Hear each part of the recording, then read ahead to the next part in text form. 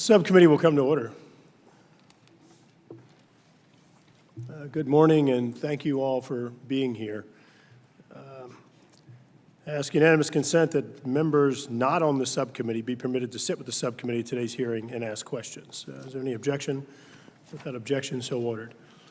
I want to welcome everyone to our hearing today on America's water resources infrastructure and approaches to enhance project delivery. The numbers speak for themselves when you look at the challenges that we're facing. Right now, we have an estimated $100 billion in Corps of Engineer authorized projects, a backlog of approximately $100 billion. Yet the appropriations process yields somewhere in the $5 to $6 billion range on an annual basis, with less than $2 billion of that for construction. It doesn't take a mathematician to recognize that you're not ever going to keep up with even inflation on these projects, much less be able to authorize new projects and ever truly yield the benefits or see the true cost to benefit of these projects under the current implementation regime. Right now, we have lock systems in the United States that average 60 years old. We have lambs and levees. We have dams and levees in the United States that average approximately 50 years old. In my home state of Louisiana, one of the most important locks we have there is approaching 100 years old and has been somewhere in the authorization process. In fact, it has had an authorization, as I recall, since the 1960s for refurbishment, but has not been updated. It's also important to keep in mind the role that this infrastructure plays in our nation. This isn't just some project that may be an option, an alternative, or some type of luxury investment. These projects are integral to our nation. 99% of our products that are exported and imported into the United States come through our seaports. 99%. There's not an alternative. Certainly, you look at what's happened just last year, in the last few months, with Hurricanes Harvey, Irma, and Maria. There are projects in some of these cases that would have helped to protect or would have reduced the impact of these awful hurricanes on these communities in Texas, in Florida, in Puerto Rico, Virgin Islands, and others. In some cases, authorized projects. In my home state of Louisiana, in August of 2016, we had a flood that had a project that dates back to 1986 that has had only one small component of construction. Now, you can look at the implementation process right now, and right now it takes on average about 6 years for the Corps of Engineers to go through the environmental impact statement process. 6 years. It takes on average, according to the National Environmental Professionals Association 2015 report, approximately 4.7 years to go through the environmental permitting process. These statistics are unacceptable when you look at the urgency of these projects that we're trying to build. Whether it's keeping up with trends in the maritime industry related to the post-Panamax vessels, the larger, wider vessels that in many cases don't fit in our rivers and our harbors and port systems in the United States, or once again, the urgency of our hurricane protection, our flood protection, and our ecological restoration projects, some of which have been sitting in authorized posture for now for not years, but decades with little to no progress. It is important to note that you can look at implementation models of local governments, of state governments, and even other federal agencies, and incredibly, of the Corps of Engineers when given different authorities or different financial structures. The efficiency of delivering these projects can be much, much greater. And as I think we'll hear from some of our witnesses today, we'll hear statistics or perhaps examples of where project cost and project timeframes can be reduced by 50% or less. So recognizing the urgency of the projects that we're trying to build, recognizing the fact that the backlog of projects, the funding stream that we're currently utilizing is not ever going to get us to resolution or get us to completion of these projects.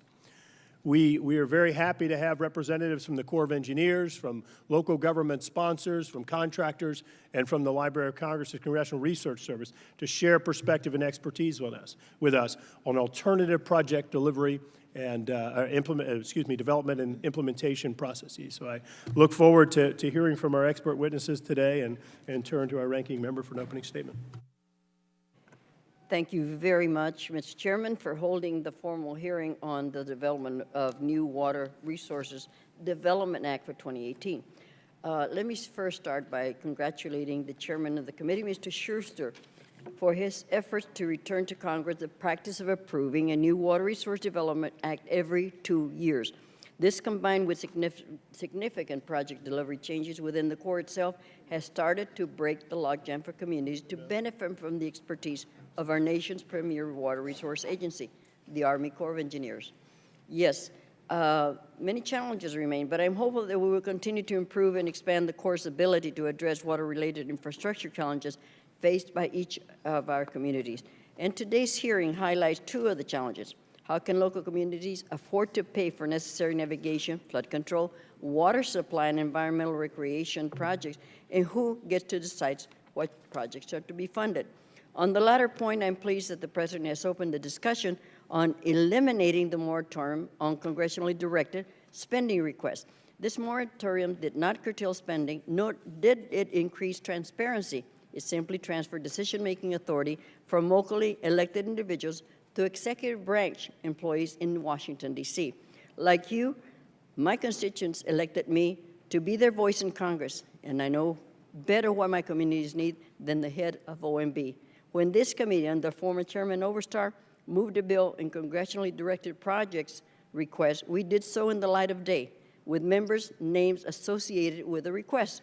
Today, when similar decisions on project funding are made at the Corps, there's no transparency on how those decisions are made.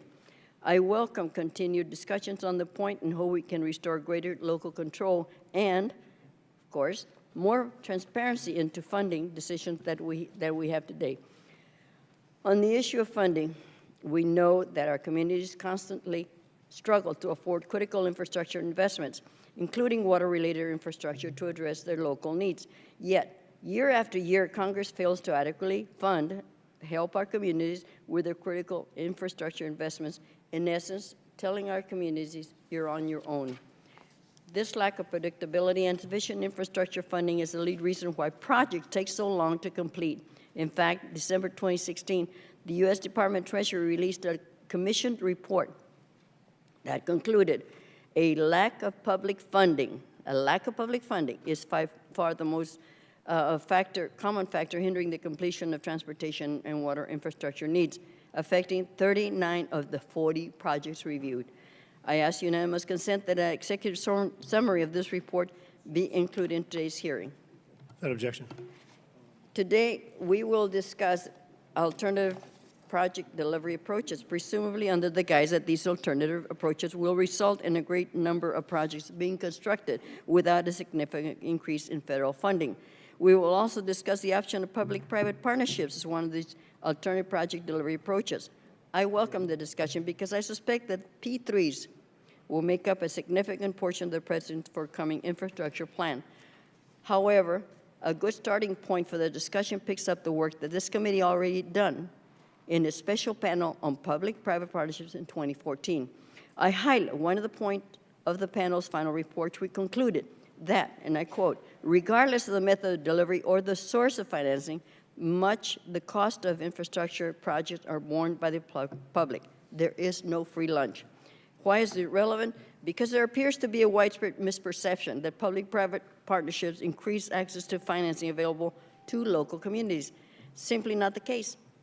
There is not an infrastructure gap in this country due to lack of access to financing. This is an infrastructure gap because state governments are constrained by the lack of revenues needed to pay for the investment, and public-private partnerships do not alone solve the problem. Public-private partnerships are indeed a good tool. And again, it's simply a tool like many other financing tools that can be used to help finance infrastructure investment. Some of these tools work for certain types of communities, others do not. Yet it is incumbent that local communities evaluate potential trade-offs in using various methods to finance their local needs. Similarly, if the President is going to make the use of P3s as another part of the infrastructure plan, Congress must undertake a similar analysis of potential trade-offs. These may include the consequences of blocking out future appropriation to repay private lenders or allowing other mechanisms such as new tolling tax or taxing authority to repay the cost of financing provided by the private entity. Again, there is no free lunch. I welcome our initiation of this broader discussion and look forward to hearing from all our witnesses. Thank you, Mr. Chairman. Thank you. And I want to thank my friend for always working together with us and looking forward to putting together a good bipartisan proposal. It's my pleasure. Thank you. Before I begin introducing our witnesses this morning, allow me to dispense with some of the unanimous consent requests. Ask unanimous consent that the record remain open for 15 days for additional comments and information submitted by members or witnesses to be included in the record of today's hearing without objection. So ordered. Ask unanimous consent that the record of today's hearing remain open until such time as our witnesses provide answers to any questions that may be submitted to them in writing without objection. So ordered. Thank you. Our first witness today is General Ed Jackson, who's Deputy Commanding General for Civil and Emergency Operations at the United States Army Corps of Engineers. General Jackson, thank you for being here. You're recognized for 5 minutes. Chairman Graves, Ranking Member Napolitano, and distinguished members of the subcommittee, on behalf of Lieutenant General Simonite and the U.S. Army Corps of Engineers, I thank you for the opportunity to testify today. Since Congress first authorized our navigation mission in 1824, the Corps has worked hard to develop and implement solutions to our nation's water resource challenges. We're able to do this because we have a world-class workforce of talented and dedicated professionals who are passionate about what we do. None of our work is done alone, but with the full participation and hard work of many others. We appreciate, value, and depend upon the support of the administration, the Congress, and our partners at every level to succeed in our mission. My most important message to you today is that the Corps is open to thinking and operating differently than we have in the past. We sincerely appreciate the efforts of Chairman Graves in bringing the Corps together with members of this subcommittee over the past 6 months, helping us to see ourselves better as an organization and offering opportunities to improve the way we deliver solutions for those to whom we all answer, the American people. The Corps faces a multitude of challenges, some old and some new. Much of our infrastructure is well beyond its design life, yet the requirements have never been greater. The demands on the federal budget continue to grow, and as our infrastructure ages, we find more and more of our annual appropriation going to operation and maintenance at the expense of investments in both investigations and construction. This is a challenge we will continue to face together in the years to come. Today, we have $96 billion in construction requirements calculated in FY16 dollars, representing the federal share on a multitude of projects. These include $15 billion in authorized but unconstructed work, $51 billion in projects that have been given New Start authority and provided with some funding, and $20 billion in higher-risk dam safety requirements. We also have 97 ongoing feasibility studies, which, if authorized, will simply add to the federal budget requirement. As you know, our feasibility studies are formulated with the assumption of efficient funding, and most all projects require multiple years to implement. Yet we budget on an annual basis with no assurances that adequate or consistent funding will be available from year to year. This creates uncertainty for our sponsors, drives up project costs, and delays the realization of benefits. At the current rate, it will take us over 100 years to address the current construction backlog, and that's simply unacceptable. Together, we must find a way to incentivize and encourage increased state, local, and private investment in our infrastructure portfolio. We must target federal investments, encourage innovation, streamline project delivery, and help transform the way infrastructure is designed, built, and maintained. We need to optimize the tools currently at our disposal, such as contributed funds, to address project requirements that exceed the federal government's ability to pay. The Corps is now working with the EPA to leverage their established institutional capacity as we explore implementation options for a water infrastructure finance and innovation program authorized by this subcommittee and modeled on the successes they've experienced with their Water Finance Center. We're currently developing a memorandum of understanding with the EPA and crafting policy guidance in concert with the administration to support implementation of this program. Together, we must remove barriers to the development and improvement of our water resources infrastructure. We must encourage and incentivize alternative project delivery approaches, streamline federal procedures for delivering projects, and reduce unnecessary federal oversight to facilitate timely delivery of projects. We recognize the Corps role in the future may be different than it has been in the past, and that our level of involvement in project delivery may vary from project to project, location to location, or sponsor to sponsor. It could include no involvement at all, permitting and/or technical assistance only, or the standard cradle-to-grave Corps delivery model. Whatever works best to deliver worthwhile projects faster and cheaper is the goal. The Corps is fully engaged in support of multiple administration objectives aimed at streamlining our regulatory processes. Currently, the Corps is addressing topics such as establishing discipline and accountability in the environmental review and permitting process for infrastructure projects. We're reviewing the nationwide permit program to identify modifications that will increase the efficiency and timeliness of decision-making and we're working with the EPA in reviewing the 2015 Waters of the U.S. rule. Our goal is intended to simplify the process for gaining infrastructure permits while protecting the environment in accordance with the law. The Corps wants to be part of the solution, not part of the problem. We recognize the need to address internal policies, regulations, processes, and cultural impediments in order to remain relevant into the future. We want to be value-added in delivering solutions, whatever role we may have in that endeavor. Our Director of Civil Works, Mr. James Dalton, has championed a number of initiatives which he will address in his remarks. I fully support his efforts and believe they're already making a difference across our organization. The Corps is a critical player in the future of water resources development, a very complex mission to which we bring incredible capability, expertise, and experience. We are committed to looking at old problems in a different way and remain well-postured to be value-added to the overall effort. Thank you, Mr. Chairman and members of the subcommittee. This concludes my testimony, and I look forward to answering any questions that you might have. Thank you. Thank you very much. Yeah, perfect timing. We're next going to go to Mr. James Dalton, who's the Director of Civil Works and the top career civilian for the Corps of Engineers. Mr. Dalton, again, I told you privately, I want to say publicly, I want to thank you for some of the continued efforts to reform the 408 process. As you know, it's not where I am comfortable, and I think I can speak for a lot of the committee members same time in saying that we want to see additional progress there and concerned about how we believe it's deviated from the 100-plus-year-old law. But I do appreciate your January 12th memo that does additional reforms on top of the ones that you did last year. So thank you. But Mr. Dalton, recognized for 5 minutes. Excuse me. Thank you, Mr. Chairman and Ranking Member Napolitano. Thank you both for the opportunity to be here to discuss ways to enhance project delivery by the Corps of Engineers. I worked for the Corps of Engineers for a number of years, worked in districts and divisions, and I'm extremely proud of the work that the Corps accomplishes, but has just been discussed by General Jackson and mentioned by the Chairman. We're equally aware that the organization can improve, and I have been and remain committed to instituting changes in the Corps' delivery process to make us more effective and efficient. And so what I'd like to do is discuss a few of those things that we're undertaking right now to try to make us a better organization. First thing is, and I think many of you have heard us talk about flattening the organization. Flattening the organization is simply looking at how do we actually delegate decision-making authority to closer to the problem, closer to the project, closer to the issue, rather than have decisions made at the Washington headquarters level. This is an effort that we have a lot of work ongoing. We've identified several authorities that we need to delegate, and we're diligently working to make that happen. So flattening the organization is one. The second is we're transforming and transitioning to a more risk-informed decision-making organization.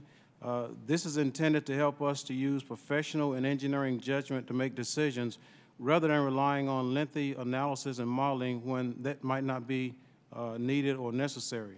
Often our technical experts can make decisions based on their knowledge, experience, competence in a specific area or a specific project, and they should be free to do that without having to follow rigid processes that dictate more lengthy analysis. So risk-informed decisions or professional judgment decisions should be made and documented without having to be subjected to numerous reviews after those decisions are made. A third thing we're looking at is how we actually put our guidance together. We're recognizing the fact that our guidance needs to be jointly developed so that one part of the organization is absolutely aware of what's happening in another part of the organization. For years, we've operated in those stovepipes, and we're trying to eliminate that in terms of how we produce guidance. We're also looking at how to capture the best way to capture total value of our projects. Many communities and most communities already have a master plan or a roadmap that they're following to try and determine how projects best fit within their community. They consider things like life safety risk, economic value, resilience to the community or of the community, things that we need to make sure we capture in our project reports. I believe if we capture that, one of the things that would help us to do is make those projects better candidates for non-federal funding because you see how it fits into an overall master plan for a community. We're also reviewing existing authorities that we already have that we have not fully utilized, such as WRDA 1986 had two sections, Section 203 and Section 204, very similar, except 203 is for studies and 204 is for construction. Specifically, Section 203 authorizes a non-federal interest to undertake a feasibility study without Corps involvement, but allows the Corps to provide technical assistance during the conduct of the study if requested by the non-federal interest. Again, Section 204 is very similar, except that's for construction. Another authority we're looking at is Section 1043 on the WRDA 2014, which establishes a pilot program that allows a non-federal sponsor to provide full management control for construction of water resource development projects. Similar to what General Jackson mentioned with WIFIA, that's an existing authority that we're looking to see how can we better utilize that as well. One final issue I'll mention, and that is the 408 issue that the chairman mentioned. We recognize that there's a lot of angst about that and a lot of things that we need to do to try to improve. There are a number of actions that we have taken, and I'd be glad to discuss that if given time or if there are questions about that. But we're trying to finalize the changes that we have in place already and those that we're trying to actually put in place by a formal engineer circular within the next several months. The Corps stands ready to help in addressing water resource challenges of the 21st century, and you certainly have my commitment to continuously look at ways to improve. And thanks again for the opportunity to be here today. Thank you, Mr. Dalton, and I failed to mention you also did the June 17th project kind of redundancy or expediting memo as well, and something worth pointing out to committee members that just efforts to continue to reform the process. Our next witness is Mr. Mike Inami. No, I didn't get that right. Inamini. And I remember last time I thought we changed your name to Smith, but who's Executive Director of the Sutter Butte Flood Control Agency. I want to thank you for being back and look forward to your testimony. Recognized for 5 minutes. Thank you. Good morning, Chairman Graves, Ranking Member Napolitano, and members of the committee. Again, my name is Mike Inamina, Executive Director of the Sutter Butte Flood Control Agency, or SBUFCA as it is known. Thank you for this opportunity to update this committee on our efforts to manage flood risk on the Feather River just below Oroville Dam in Northern California. Before beginning my testimony, I wish to acknowledge Congressman Lamalfa and Garamendi on this committee, true partners who have supported our region's efforts from day one and throughout this remarkable past year. I'd also like to thank Chairman Graves for his personal interest in the U.S. Army Corps of Engineers project delivery process. SBUFCA is responsible for local implementation and non-federal sponsorship for flood projects in the Sutter Butte Basin located 40 miles north of Sacramento. There are 95,000 residents and $7 billion worth of assets protected by Corps project levies. SBUFCA has benefited from recent changes implemented by the Corps and a locally driven 21st century financing approach that will hopefully support a New Start construction designation in the forthcoming 2018 Corps Work Plan. In 2014 and amended in 2016, Congress authorized the Sutter Basin Flood Risk Management Project for construction. In 2016, SBUFCA had already completed, or largely completed, a 408 project that improved 36 of the 41 miles of levee improvements authorized by Congress in 2014, all at non-federal expense. However, two issues arose in 2016. First, deficiencies were identified in a Yuba City levee previously declared safe. The second issue was that 408 permission to repair the most critically damaged levee in the basin near Laurel Avenue was delayed due to cultural resource issues. Against this backdrop, our nearly completed federal project faced the ultimate test in the 2017 flood event.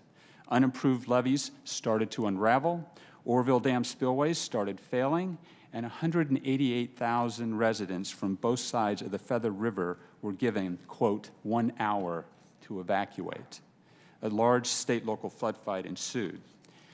To end the flood season on a somewhat happier note, all of the recently improved levees performed well. The unimproved levees were held together with flood fights, and the Oroville emergency spillway did not fail. But now we faced a years-long 408 permission process to improve and repair severely damaged levees in less than 5 months before the next flood season. The pending 408 permission was finally approved, and a mile of levee was repaired. The adjoining 5 miles of Badly compromised levees await completion through the federal project. And then regarding the new 408 permission for the Yuba City levee, we received 408 permission in about 5 weeks, a record time for a major repair with a number of complexities. There are 3 reasons I believe this occurred. Director of Civil Works James Dalton's recent guidance to delegate and streamline certain 408 permissions, district and division commanders' prioritization of resources, and the simple fact that Sabufka was already on the ground doing the work. All major construction is complete. This 408 project has now been fully delivered. This leaves 5 miles of deficient and damaged levees, and this is where our story ties into a 21st century core partnership, sometimes referred to as innovative financing. Non-federal interests fund and build 88% of the project that was federally authorized in 2014, or 80% of the NED project, leaving the federal government with an investment of just $49 million to complete a $689 million project authorized in 2014. With 80% of the NED project already delivered and in the ground, there is a tremendous opportunity to leverage non-federal investment, complete the project, and reduce the massive backlog of the Corps' unfunded authorized projects. Moreover, our economically disadvantaged, largely rural community has taxed itself to capacity and simply has nothing left to spare. Let me close with a few thoughts on core project delivery and the lessons of a remarkable past year. Orville was a wake-up call for engineers around the world. Just because a structure performs well for 50 years is no indication it will perform tomorrow without ongoing, thoughtful investment. We cannot rely on emergencies to get work done, but when they inevitably occur, emergency 408 procedures are sorely needed. Local initiatives should be leveraged to deliver core civil works projects. Many civil works projects can be delivered sooner and less expensively by non-federal interests. We look forward to delivery of a 2014 WRDA pilot project that explores local agency construction as well as other project delivery proposals outside the existing paradigm. Public safety has already benefited from recent direction from Civil Works Director James Dalton to delegate and streamline 408 authorities. We appreciate this attention to real-world difficulties and look forward to this guidance being expanded and codified. And finally, core resource allocations should be prioritized based on risk reduction, not who does the work. Thank you for your continued attention to this most important issue, and I look forward to your questions. Thank you, Mr. Smith. I'm going to move on to our next witness, Ms. Lee Pilconis, who is the Senior Counsel for the Associated General Contractors. Thank you very much for being here today and recognized for 5 minutes. Thank you. Chairman Graves, Ranking Member Napolitano, and members of the subcommittee, thank you for providing AGC with the opportunity to offer its recommendations on ways to speed up the completion of America's critical water infrastructure projects. My name is Leah Pilconis. I am AGC's Senior Environmental Counsel. I have spent the last 17 years establishing and directing AGC's environmental program.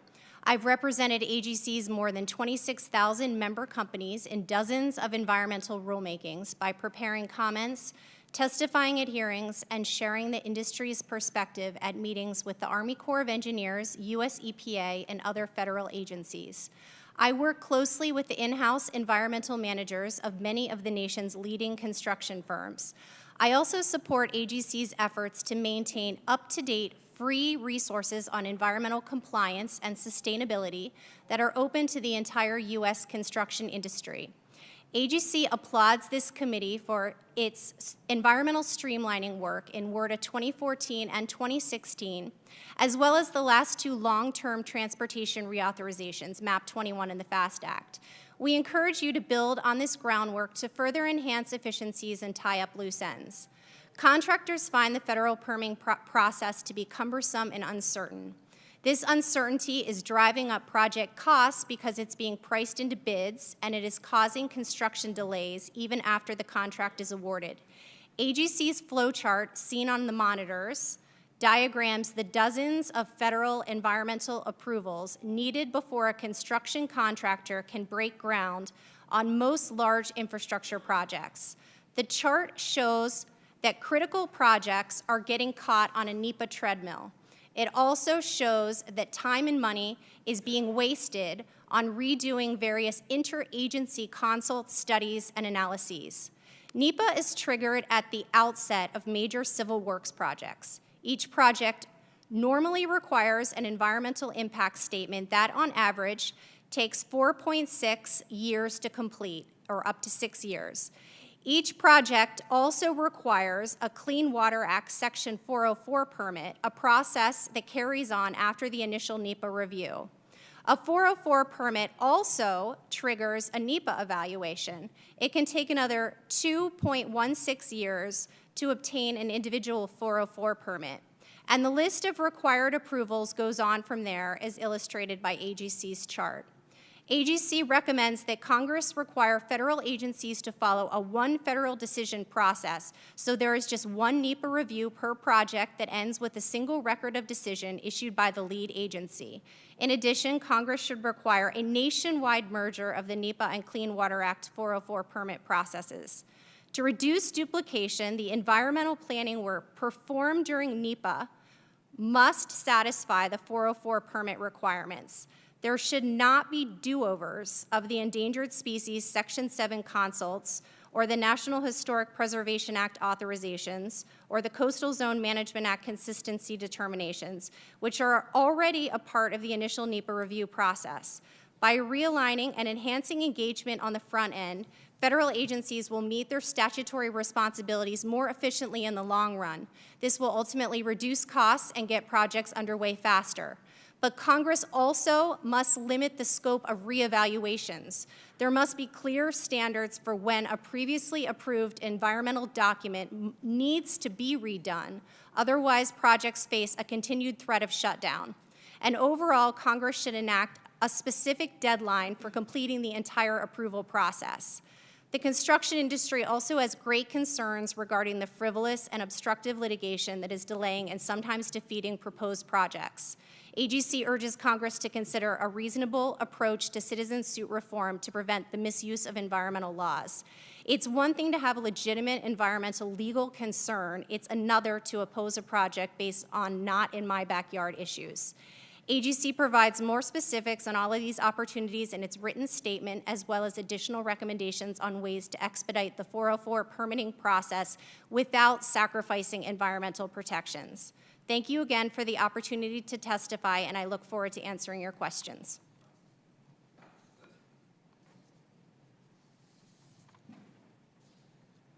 Thank you. Our next witness is Jill Jameson, Managing Director from Jones Lang LaSalle. Thank you. Recognized for 5 minutes. Chairman Graves, Ranking Member Napolitano, members of the committee, thank you so much for the opportunity today to address you on approaches to enhanced project delivery for water resources. My name is Jill Jameson. Although I'm not here today to represent my company, I have over 25 years of experience advising public authorities at the federal, state, and local level on complicated project implementation. So I am purely in the area of infrastructure delivery, public-private partnerships, and traditional delivery. Over the past few years, I've had the opportunity to advise a number of federal agencies on the implementation of water resource infrastructure, including our good friends here, the Army Corps of Engineers, the Bureau of Reclamation, and others, as well as many of your own districts from local and non-federal shareholders. So I advise both the federal, state, and the local shareholders on a wide variety of projects. Before diving into the specifics of project delivery, though, I do just want to make one statement. There's been a lot of talk lately about the $1 trillion infrastructure bill, if that comes or not. I just want to put that in context. McKinsey report just came out and said that we need about $7.7 trillion in infrastructure investment by 2030 in the United States. So really, and excuse the pun, $1 trillion is a drop in the bucket relative to the needs we have. A one-time cash infusion is not going to be the solution to America's infrastructure problems. We need a long-term strategy for building and maintaining this great nation's infrastructure. We must also introduce reforms aimed at ensuring that our infrastructure is delivered and maintained in the timeliest and most cost-effective manner. It's bang for buck that we need to concentrate on in the magnitude of our infrastructure needs. In this sense, allow me to set the record straight, or perhaps just reiterate what was said by the ranking member. Enhanced delivery models, such as public-private partnerships, are not a funding strategy. They are an infrastructure delivery tool. P3 does not equate to free money. Infrastructure, regardless of the delivery model, needs to be paid for one way or the other, through taxes or through user fees or some combination thereof. But by linking funding to outputs, and life cycle asset performance instead of to the black hole of let's feed more money into a project that may or may not be done, infrastructure can be delivered in a timely and more cost-effective manner, maximizing the benefit for taxpayers. As a nation, we can no longer afford business as usual when it comes to our infrastructure. Our present delivery model subsidizes inefficiency while rewarding cost overruns and schedule delays, and this cannot continue if we hope to address our infrastructure needs.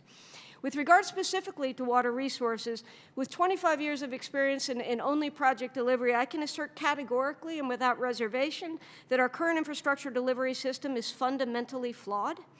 Even when funding is made available, as you know, protracted appropriations coupled with uncertainty about timing and the amount of funding unnecessarily and exponentially escalates the cost of projects.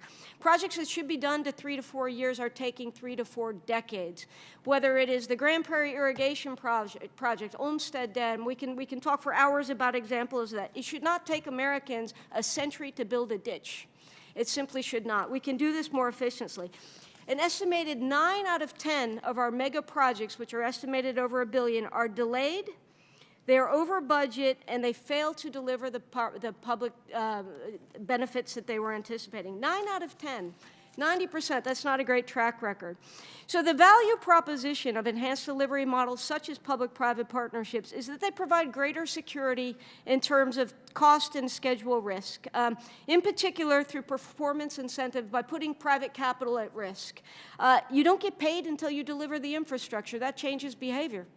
It definitely changes behavior. Things get done on time and on budget more frequently that way. Moreover, by linking design and construction with operation and maintenance, we build in a life cycle management approach. Let's build these things to last and figure out how to fund them over the life of the asset instead of hoping for future funding when we don't have it. Now, I recognize some people, when they hear public-private partnerships, think privatization. That is not the case. This is not privatization. That is ill-informed opinion. Or perhaps other things, but you own the asset. This is simply partnering and reallocating risk so that it can be better allocated. In my very wordy written submission, I suggested a number of very specific legislative fixes. One thing I would say, to enable P3 or any enhanced delivery at the federal level, we need to address 2 things. One are fully federally owned infrastructure, such as inland waterways. The other are the cost shared. In 2014, through WRDA, the Corps was given P3 enabling legislation, but it was a bit of a legislative head fake. It really didn't give them the appropriate authorities they needed to move forward. I think that would be helpful if that was rectified. I know I'm out of time, so I will cease here, but thank you so much for the opportunity to speak to you today, and I look forward to your questions. Thank you. You raised a number of excellent points, and enjoyed your testimony, so thank you. Next witness is Nicole Cotter, Specialist in Natural Resource Policy from the Congressional Research Service, and I want to thank you again for your excellent testimony, very informative, and look forward to your oral testimony. You're recognized for 5 minutes. Chairman Graves, Ranking Member Napolitano, and members of the subcommittee. My name is Nicole Carter. I'm a specialist in natural resources policy at the Congressional Research Service. Thank you for inviting CRS to testify. I will start by providing context for concerns regarding Army Corps of Engineers project delivery, and then describe existing Corps authorities for alternative project delivery and financing. Each fiscal year, only a subset of authorized Corps activities is federally funded. $96 billion of authorized Corps construction and dam safety projects are eligible for annual Corps construction appropriations, which have averaged $1.8 billion in recent years. The Corps construction account has declined as a percentage of the agency's discretionary appropriations from above 40% in the mid-2000s to 31% in 2017. Mrs. Cotter, I'm sorry, would you mind pulling your microphone a little bit closer? Under standard project delivery, the Corps functions as the study and construction manager. Corps staff typically are responsible for completing the feasibility study and contracting for the project's construction, rather than non-federal project sponsors leading these efforts. The Water Resources Reform and Development Act of 2014 and WRDA 2016 attempted to address frustrations among some stakeholders with the pace of work on Corps projects by allowing non-federal entities, including private interest, to have greater roles in project development, construction, and financing. Under these authorities, additional non-federal public and private investments may, in the near term, achieve progress on water resource projects, thereby potentially making federal funding available for other projects. However, achieving these benefits through some of these authorities may commit or create expectations for federal appropriations which have potential trade-offs for the federal government, including reduced future core budget flexibility and reduced federal influence over the set of studies and construction projects receiving, expecting, and eligible for federal support. Non-federal project sponsors are now able to advance and contribute funds to core-led activities and lead authorized studies and projects. The cost of non-federal led activities are shared by the federal government as if the Corps had led the work. The entity leading the project or advancing the funds typically is eligible for federal credit or reimbursement subject to the availability of appropriations for what would have been the federal portion of project cost. GAO in 2016 identified $4 billion worth of non-federal led Corps studies and projects. GAO did not report on the total remaining potential reimbursement amount to cover the federal share for these studies and projects. Regarding alternative financing, WRDA 2014 directed the Corps to establish a pilot program for public-private partnerships, P3s, for 15 authorized Corps projects. In the explanatory statement for appropriations for fiscal year 2017, concerns were raised that the Corps was developing project-specific P3 arrangements. The statement directed the Corps to develop a comprehensive P3 policy. A draft comprehensive P3 policy is reportedly under agency review. Multiple reports, the Corps and other observers have noted not only beneficial opportunities for P3s, but also various challenges in establishing a path for direct Corps participation, including federal commitments to budget-based P3 payments are scored as a capital lease or a lease purchase, which means that the full federal cost of the agreement is scored when the P3 obligation occurs. The Corps currently lacks the authority to redirect or assess project-specific user fees to raise the revenues to commit to a long-term P3. It is unclear how many Corps projects could sustain or increase their user base if converted to a P3 that required increased user fees or contributions.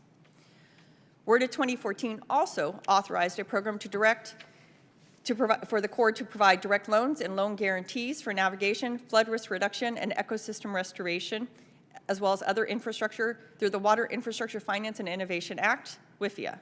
To implement a Corps WIFIA program, an appropriation of funds is needed to cover the program's subsidy cost, which represent the presumed default rate on those loans. The use of the WIFIA approach by the Corps and for water resource projects faces various challenges, including the Corps has little experience with operating a loan program. Project-based revenue streams may be insufficient to repay WIFIA loans. In the past, similar loan programs for water resource type projects reportedly have been held up due to relatively high subsidy cost requirements. This concludes my statement. Thank you, Ms. Cotter. I, again, appreciate your testimony and appreciate you being here. Going to first recognize the leader in water resources who was the author of the last two WRDA bills and kept us on a good schedule. And I want to thank you very much. The gentleman from Ohio, Mr. Gibbs, recognized for 5 minutes. Thank you, Mr. Chairman.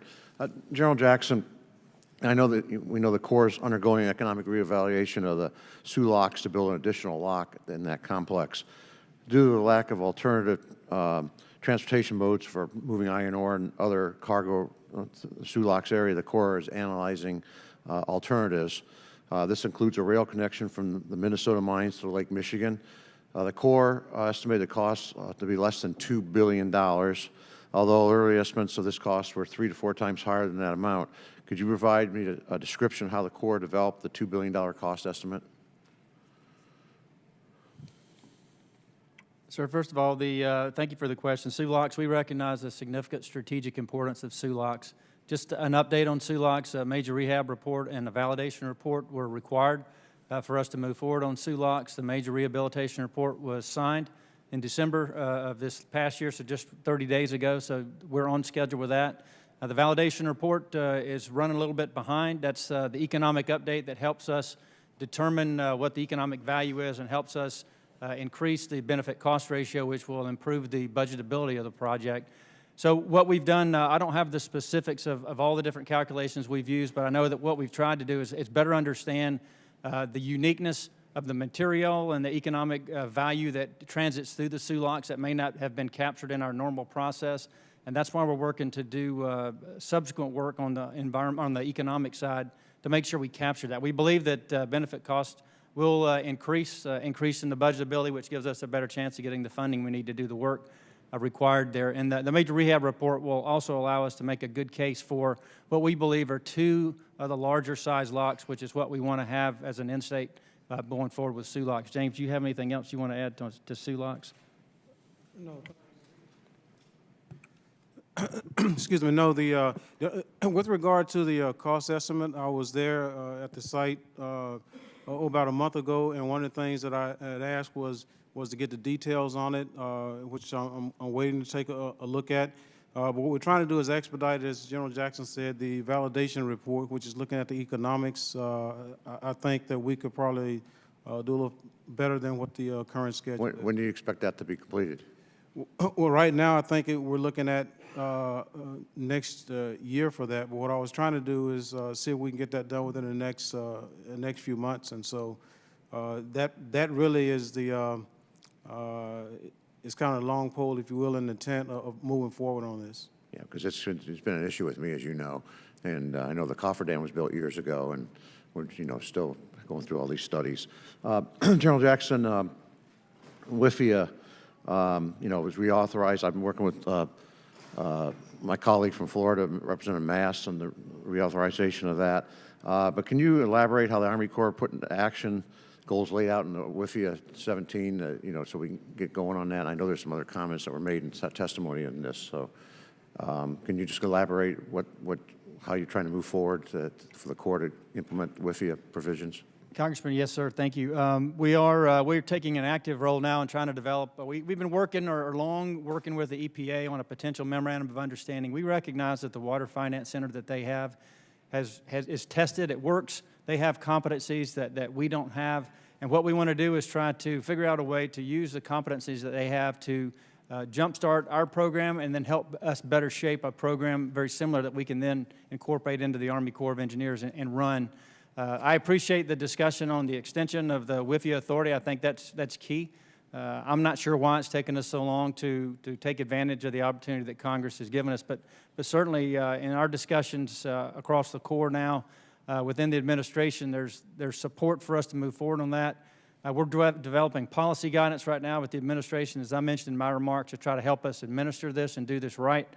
So we're working harder than ever to try to get that sorted out, and we'll continue to need help from Congress. Quickly, I want to just touch on the project acceleration, Section 1005, and I know with the delays there with the NEPA, and then I know Ms. Jamison in her testimony commented about the delays and the NEPA and working together. And I guess one question is the 3x3x3 program that's supposed to be implemented. Has that been helping or not? Go ahead. I mean, I had the wrong person, I guess.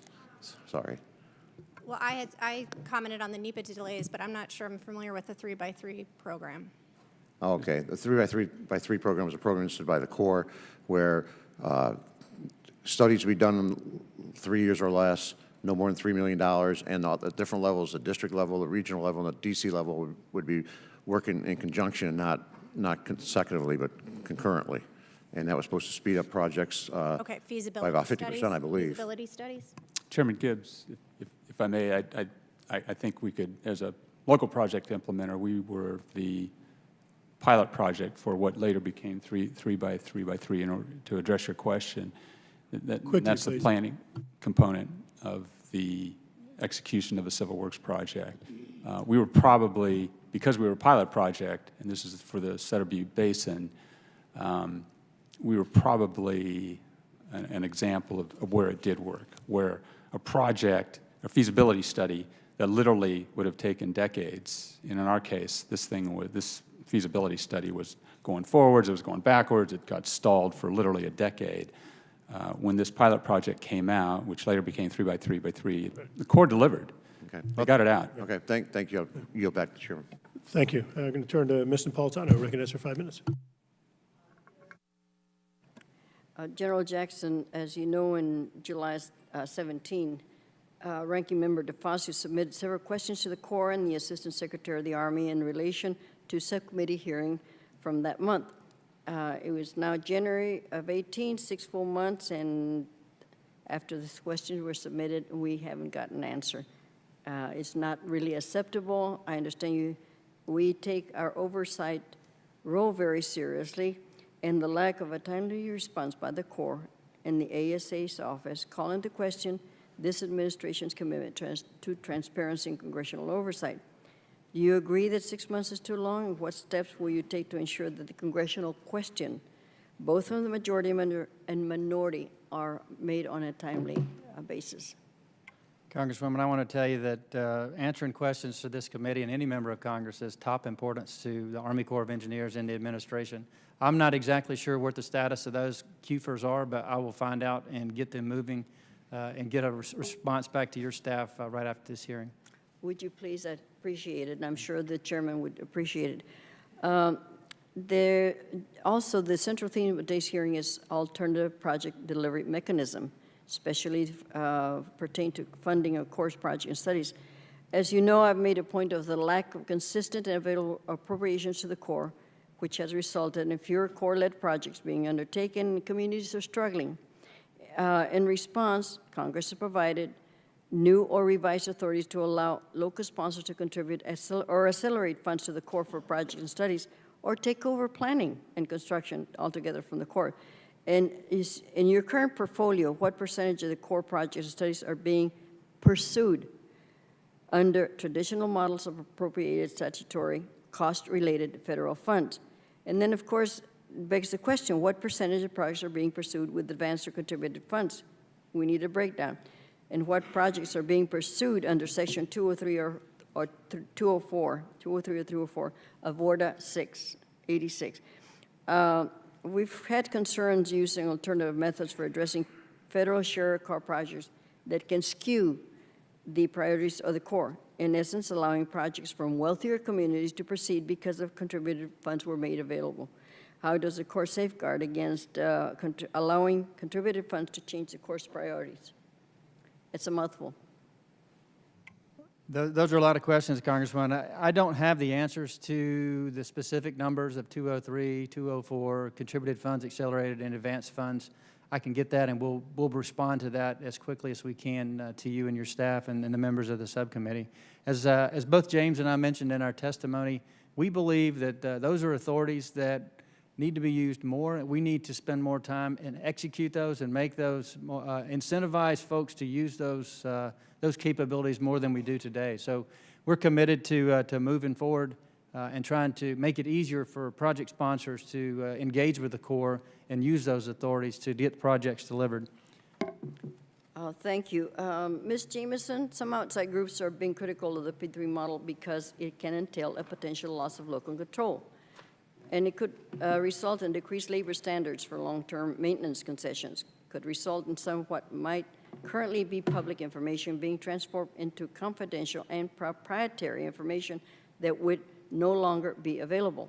The committee has also issued a report on P3s that noted that this model should not be viewed as a new funding stream, but more realistically as an alternative financing mechanism paid for in one way or another by the taxpayer, maybe even twice. Do you agree that these are valid concerns?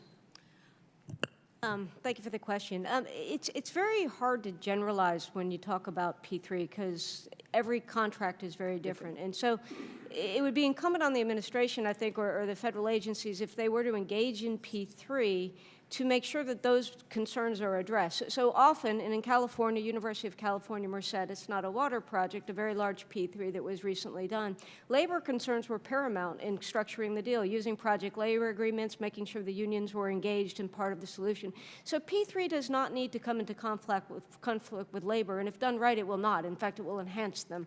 In terms of transparency, again, it's how you write the contract and the arrangement. And in that case, you do need to ensure that there's sunshine into what the deal terms are. And again, we use open book often, which is much more transparent often than other things. It can be done that way, but you're right to express concern because if done poorly, these are dangerous instruments. If done well, they can be a surgical tool that can be very useful. Thank you, Mr. Chair. I have another question, but I'll wait. Thank you. We're going to go to the next member. We're actually going to give you 5 times more time than anyone had initially, on the committee had initially agreed to. So we're going to go to the gentleman from Illinois. You're recognized for 5 minutes. 5 minutes. Does initially that we're mean gonna get- 25 minutes, Mr. Chairman? No, because everyone had agreed you initially were going to get 1 minute. Well, I would ask unanimous consent to take 25. Object. I see no objection. Object. No, seriously, I want to turn to the gentleman from Illinois. I hear no Davis. objections. Thank you, Mr. And Chairman. you're recognized for 5 minutes. Mr. Dalton, I'll start with you since now I'm limited to 5 minutes instead of 25 minutes. This is an issue I brought up to many at the table and to this committee numerous times. The Navigation and Ecosystem Sustainability Program, NESP. At his confirmation hearing late last year, President Trump's nominee for ASA for Civil Works, R.D. James, testified that he would work with Congress to ensure there is a path forward on NESP. Mr. Dalton, will you make that same commitment today? Absolutely, I will. In fact, we've been looking at that, you know, and we'll do what we can to pursue that with the administration, considering the current BCR. And I think all of you at the table are well aware that the House, both the House and the Senate, put language in disagreeing with the need to invest, I would think, waste $7 million in 3 years to restudy the economics on this issue. So I would hope that we can continue to work together to address those concerns that obviously in a bipartisan way in the House and the Senate we have. So thank you for that. I got another question too on the ongoing problems many of us on this committee are aware of in regards to Section 408. While some on the committee argue that the issues dealing with Section 408 are due to a lack of funding, I would argue they have to do with an expansion of the Corps' authority in its implementation of Section 408 permissions. And I appreciate the Corps' recognition of the need to address the many concerns with 408, evidenced in the recent memo signed by you on January 12th. The memo intends to provide interim guidance on changes to 408 implementation while a final engineer circular is completed. But after reading it, unfortunately, the memo does little to effectively help local flood protection project sponsors who have been impacted by the Corps' implementation of 408 in recent years. And in my opinion, due to a misguided presumption of authority by the Corps in applying Section 4, it's due to that misguided presumption of authority by the Corps in applying Section 408 to local flood control projects. In recent years, the Corps has sought to change the decision-making role of non-federal sponsors of local flood protection projects by requiring them to comply with the agency's relatively new Section 408 process instead of the relevant flood control regulations under the federal flood control regulations in 33 CFR 208.10. Can you explain the reasoning behind the Corps' expansion of authority under 408 over the past decade to include non-federal sponsors of local flood protection projects? Thank you, Congressman. First of all, I'd like to say that we're also looking at that authority, and if we have expanded that or what we need to do to try to have a better process in place. One of the things that I'm trying to do with all of the 408 frustrations is get to those individuals that have gone through it to see what we can do, first of all, to improve the process. Here recently, Missouri River levee, there was a complaint about that. Gentleman said that it's taken us 6 years and $6 million, et cetera, to get to the same point. And so my intent there is to conduct an AAR with that individual to find out where do we sort of go astray with the process. So that just addresses the fact that we are looking at the process to see what can we do to improve the process. As part of that, the conversation I had with him was very similar to what you asked, and that was, so is it the Corps' authority, do we extend 4H beyond navigation into flood risk, et cetera? And so I committed to him as I commit to you that that's what we'll take a look at just to make sure and verify that we are within the authority, but more importantly, to try to find ways to streamline and get to a decision much faster with less cost. Well, thank you, Mr. Dalton. I think all we're asking for at this committee, it's the same thing I've talked to General Jackson about and others within the Corps, and to the ASA nominee, Mr. James. We want consistency. Our local sponsors need consistency out of the Corps of Engineers when it comes to 408 implementation. And retroactively asking for things to be done when permits had already been issued, I think is something that the Corps seriously needs to take a look at. Again, I characterize these changes as misguided, and I would hope that we would continue to be able to work together to make these changes necessary to have that consistency that I think we all want on all sides of the aisle. And frankly, I think it's what the core districts want and deserve. So thank you, Mr. Dalton. Thank you to the panel. And Mr. Chairman, thank you. I now yield back my 4 seconds. Thank you. We now go to the gentleman from California, Mr. Garamendi, for 5 minutes. Thank you, Mr. Chairman. First, Mr. Monti, thank you so very much for the exceptional work that your team has accomplished on the Sutter Basin. I see my colleague, Mr. Malafa, here, and he and I get to share this 39-mile section of the Feather River. I would draw the attention of the committee to the map on the back of Mr. Monti's testimony. And if you'll notice, 90% of this project has been completed without any federal money, a project that started in 2014. We have 5 miles remaining, and we need a new start. Mr. Dalton, we've talked to you about this. General Jackson, we've talked to you about it, and I intend to continue talking about this until we do get a new start, or maybe we'll just get ourselves something called an earmark and we can get things done quickly. That would be very convenient.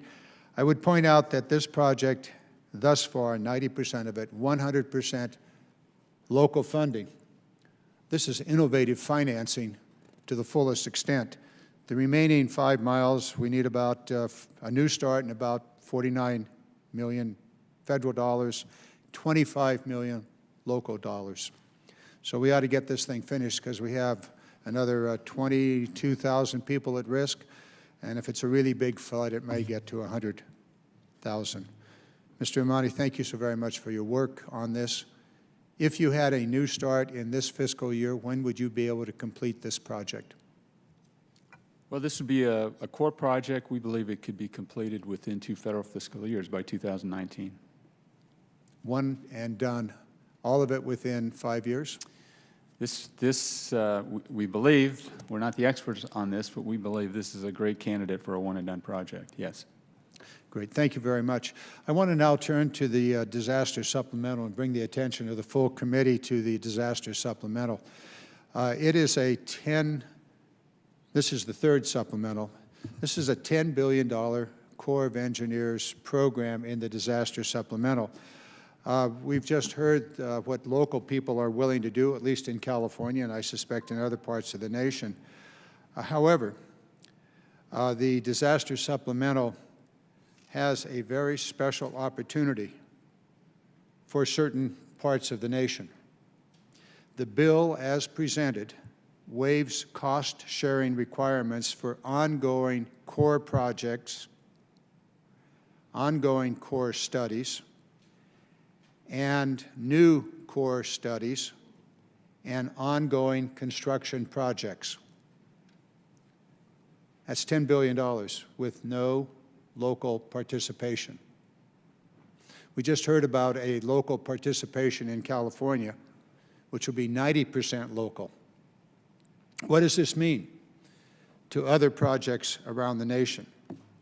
I'm quite sure that Puerto Rico probably could not provide any local, but I'm quite sure that Houston, Texas could. But the bill does not require any local participation. The question that I'm concerned about is, what does this mean for the rest of the core projects? So this is a question to General Jackson. If we appropriate the $10 billion for the core projects in hurricane-impacted areas, can you explain to me what this impact will have on the Corps' fiscal 2019 budget? I think all of us ought to be curious about this. So do you have any indication what it would mean as you prepare for the 2019 proposal? Specifically, I would say, Congressman, that the projects that we are able to align supplemental dollars against to repair that might be in the FY19 budget would therefore not need the funding that was previously contemplated for them in FY19, and we can then use those funds for other projects that were not designated for funding in FY19. So You know, in my mind, any additional obligation, any additional authority or funding that we get from the Congress to address core projects just means that we can then address significantly more projects that are out there with the extra funding that's provided. So you anticipate that this supplemental additional $10 billion for the Corps of Engineers, where there will be no local participation, funding participation, will have no impact on the normal and ongoing Corps of Engineers request for funding from the Congress? Congressman, I would say that it wouldn't have any negative impact whatsoever. All it does is it allows us to address current needs that were impacted by the storm, and then it allows whatever funding we would get under our budget authority to be able to apply that against other projects that didn't qualify for the supplemental appropriation. Very good. And may I remind you that we're looking for a new start to complete a $689 million Corps authorized project and get it done within 2 years, 5 years, start to finish. So let me just remind you, we're looking for a new start. Acknowledge all, sir. Thank you. I'll yield back. Thank you. Go to the gentleman from Kentucky, Mr. Massey, is recognized for 5 minutes.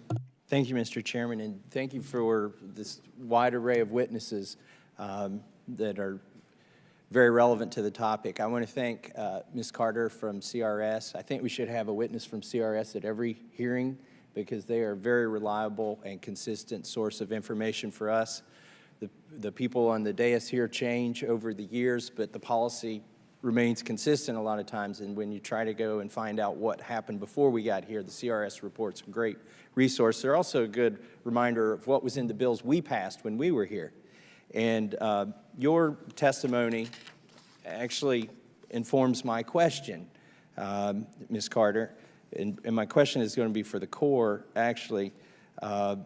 In your testimony, Ms. Carter, you point out that we directed in prior word is that the Corps should revise their 408 regulations, guidance, and that the existing guidance was set to expire on September 30th, 2017, and that the Corps will have further regulations published on Section 408 soon.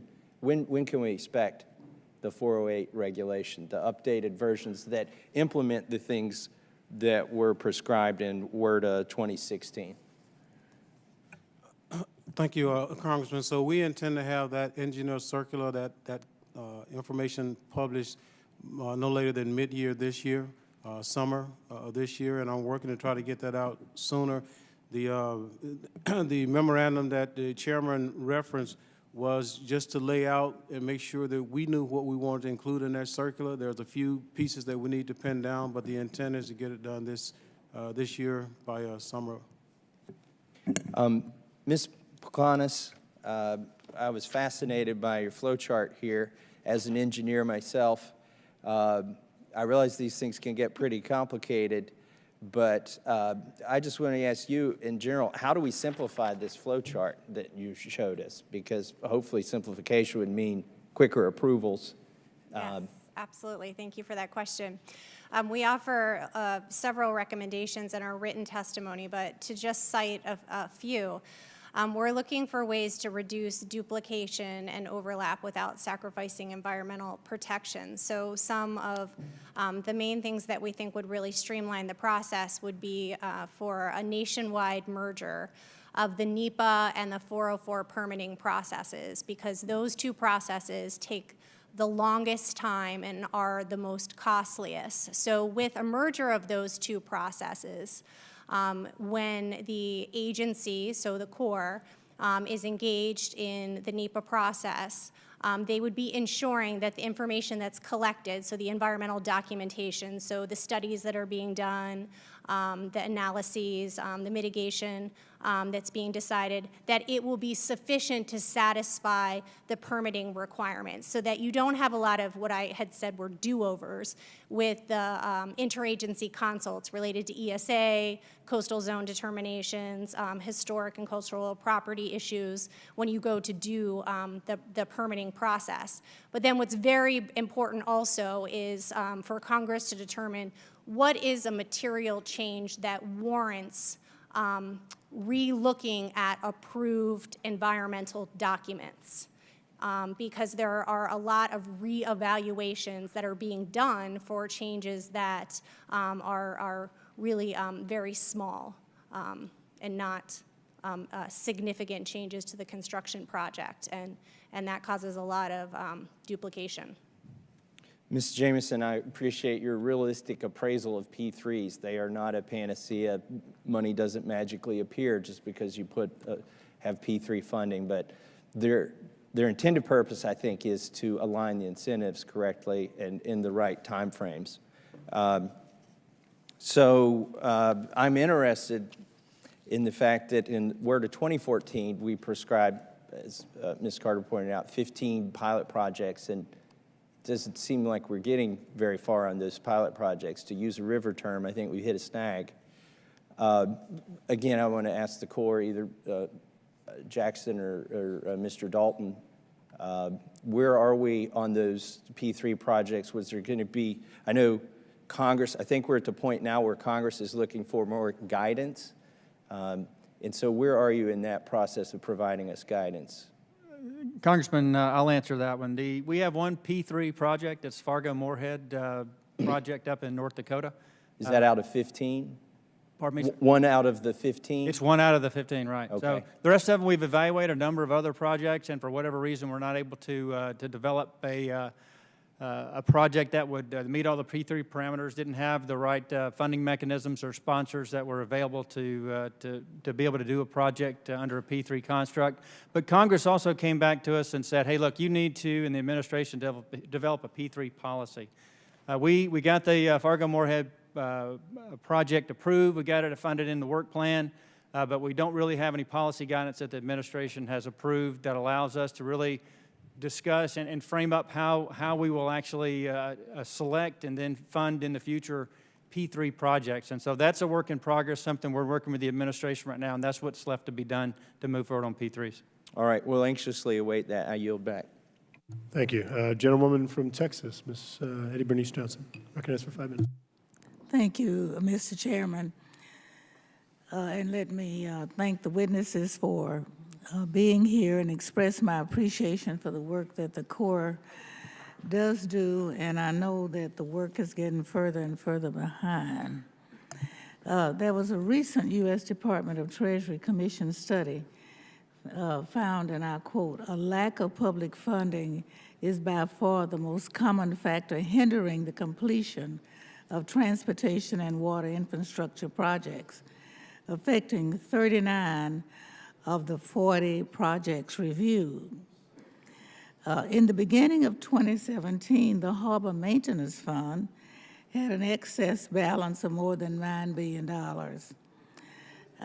I really have a question as to why you have that much money with such massive backlog of water projects. Could you give me some explanation as to why that is? Yes, Congresswoman. Let me give you a start. The 18 President's budget allowed a distribution from Harbor Maintenance Trust Fund for the Corps of $965 million, which is the highest distribution that we've ever had in history. As you know, the Harbor Maintenance Trust Fund is a revolving fund. It's managed by the Department of the Treasury, and the administration allows us to use those funds to address the maintenance requirements in our harbors across the nation. In FY17, just some statistics, we had the receipts that went into the Harbor Maintenance Trust Fund of $1.47 billion were the funds that came in based upon the taxes that were assessed. We had an end-of-the-year balance in FY17 of $9.1 billion. So we do have a significant balance that remains. I think the industry has been very emphatic that we use all the money that's collected. I think from the Corps' perspective, we have requirements to be met, but they're very difficult parameters that the administration uses to allow the use of Harbor Maintenance Trust Funds, and I don't have all the answers for why that is, and I can't really address why, what our strategy is to bring that backlog down. Mm-hmm. Is there anyone else with any comment on that? No, no, ma'am. What we'll do is is provide a explanation back to you with the details of what you're asking for, but don't have a complete answer to your question right now. Okay, thank you. And we've heard a lot about streamlining the federal processes and tapping into new and creative funding streams as a means of funding public infrastructure projects. I heard the comments about the public-private partnerships. How realistic does that seem to you in this area of these type of projects? Congresswoman, I'm optimistic. I think there's a lot of opportunity for us to take advantage of different funding sources. I mean, it's a math problem. The bottom line is there's more requirements out there in infrastructure than the federal budget can support today. So we've got to look at other sources, state, local, private investments. But there are a lot of things that we have to do to incentivize folks to want to do that. And the Corps of Engineers, we have a role in that. And I think one of the things that we're looking at is trying to streamline the way we can deliver projects, streamline the way we can partner with others. And then we're working with the administration and the Congress to develop, the incentives piece that allow this to be a good business proposition. Because at the end of the day, the projects that the nation requires need to be paid for. They need to be delivered. They don't need to be on the books for decades. They're not doing anybody any good. And we just can't do that with the federal budget today. There are just too many demands on it. So we have to look outside the federal appropriation. Do you have a quick example of which you can share where you think it would work? Well, I think there are opportunities for specific projects around the country where we have sponsors that. Could you just name one? I mean, I want be as specific as you can. Well, I'll take the Charleston Harbor, for instance. Charleston Harbor has already, or Jacksonville Harbor, two harbors on the East Coast who have stepped up and recognized that the federal appropriation is not going to get their projects delivered as fast as they would like, and so they have entered into advanced funds agreement with the Army Corps of Engineers to put forth funding to accelerate the completion of their project.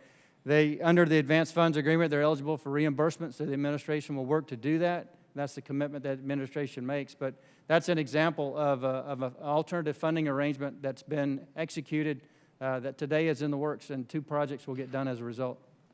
Thank you. My time's up. Could I just make a comment to that? One of the things that we're looking at now is to see how we can actually get some of our projects executed without necessarily requiring the Corps of Engineers to be the lead on it or to be the one that manages the construction or that conducts the studies. And so we think that will leverage, private industry in a different way than just private financing. It actually takes advantage of any difference in execution methods that we may not have considered. And that's under Section 203 and 204. And for whatever reason, 203 is one of those authorities out there that we hadn't fully implemented or really hadn't implemented. We're developing guidance for that right now, so I don't think we have a lot of projects out there. But I can tell you that we've identified a project for 203. We've got several in 204, and we're looking at an authority under 1043, which allows a non-federal entity to manage the construction of those projects. So that's one way we think we can leverage private support. Thank you. Next, the gentleman from Texas, Mr. Farenthold, is recognized for 5 minutes. Thank you very much. And Major General Jackson, along the Texas coast, there are dozens, if not more, authorized but unfunded Army Corps projects like reservoirs, levees, many of which fell within the hurricane disaster area. Had these projects been fully funded and completed in a timely manner, would the amount of property damage and possible loss of life been less? I think the answer to that, Congressman, is yes. I mean, all of these projects are designed, in many cases, have life health safety components to them.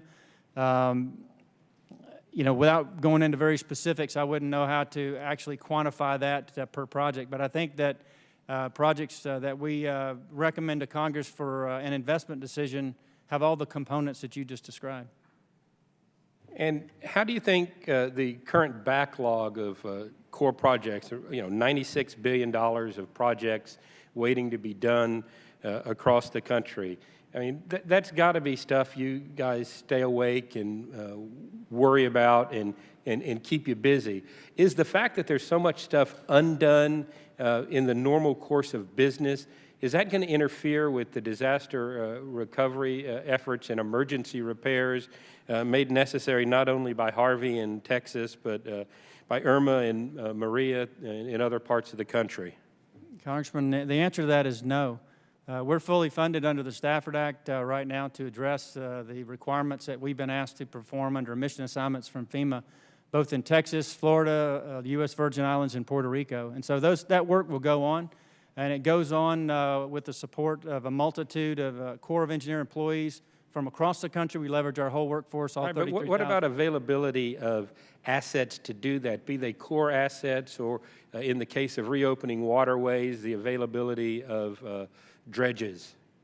So we're able to surge. The industry's been very, very responsive on the dredging specifically. When we've had a natural disaster come up, we've worked with industry using very nimble contracts to be able to get them into the fight and get them where the dredging needs to be. And so it's just an opportunity to applaud the industry for what their responsiveness and our ability to work with them and NOAA and the Coast Guard to put them in the places where they need to be. And so y'all make a lot of funding decisions on what projects to recommend through the OMB and to Congress for funding.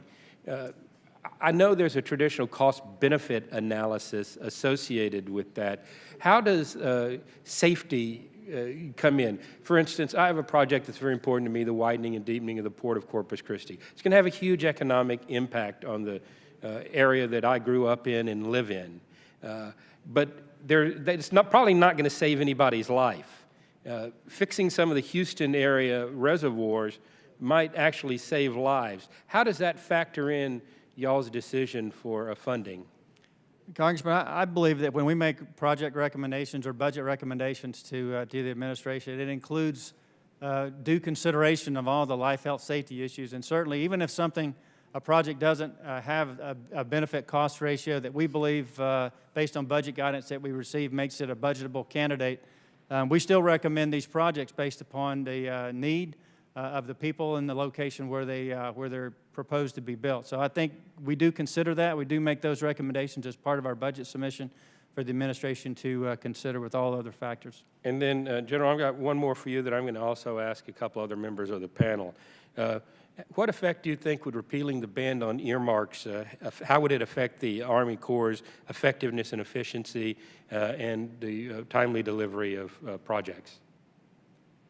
Well, Congressman, I think the only thing that I'm qualified to answer is the timely delivery of projects. So, for instance, if there was an earmark ban lifted and you made an earmark for one of the particular projects that you just mentioned and gave me full funding so that I could finish it, then we would be able to deliver that project.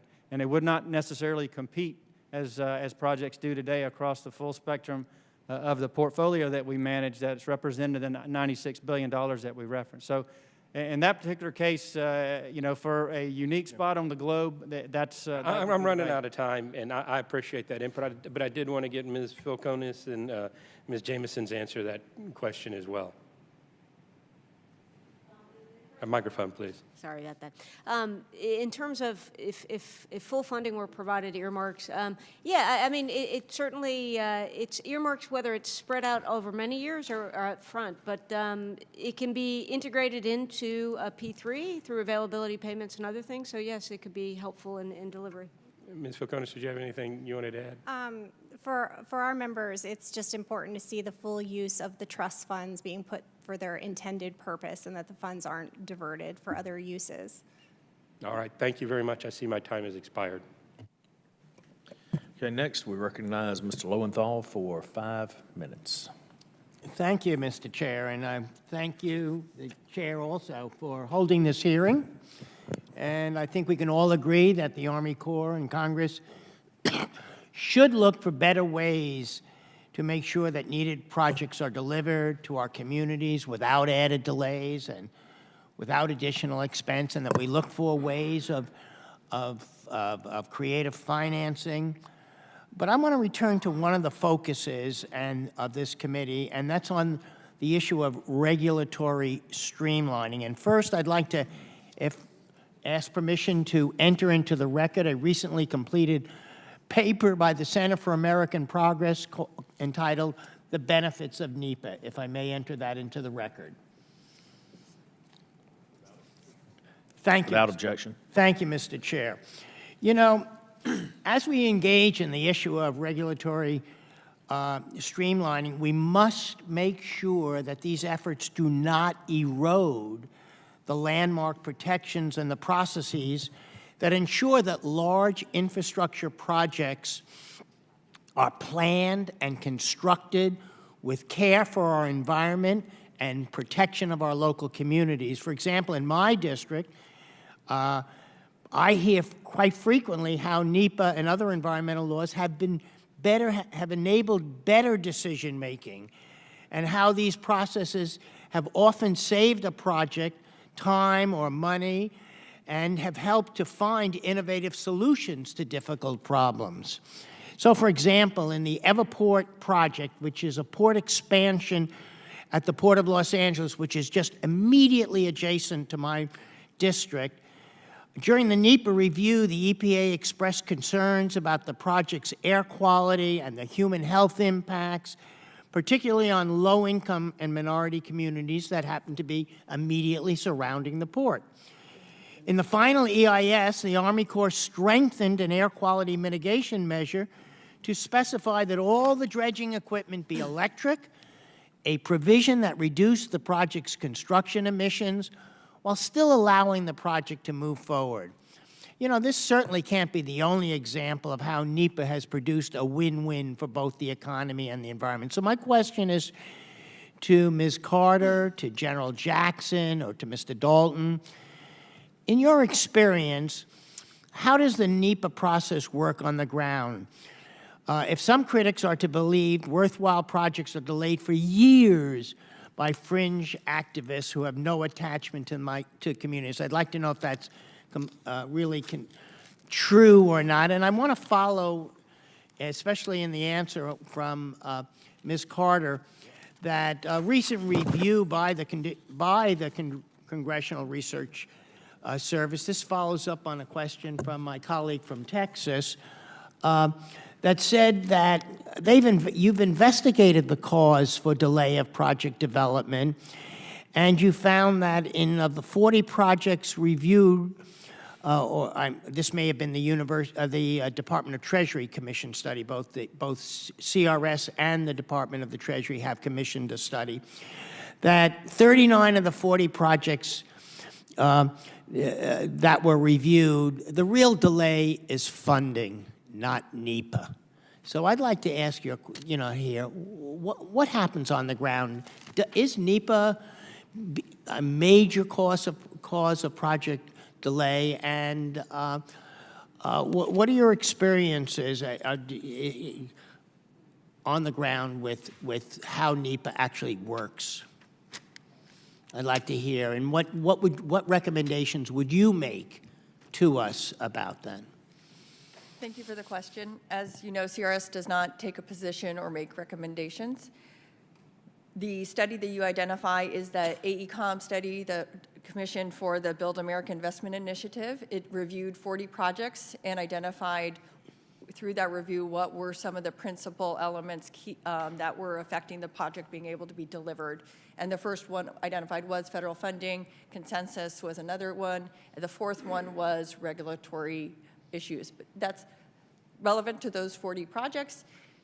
Additional analysis on a broader set of projects, it was not available from that study. Specifically regarding Army Corps of Engineers projects and NEPA, it's an integrated process that the Corps uses for developing the feasibility study with the NEPA analysis, so you can't really parse out how long certain pieces take.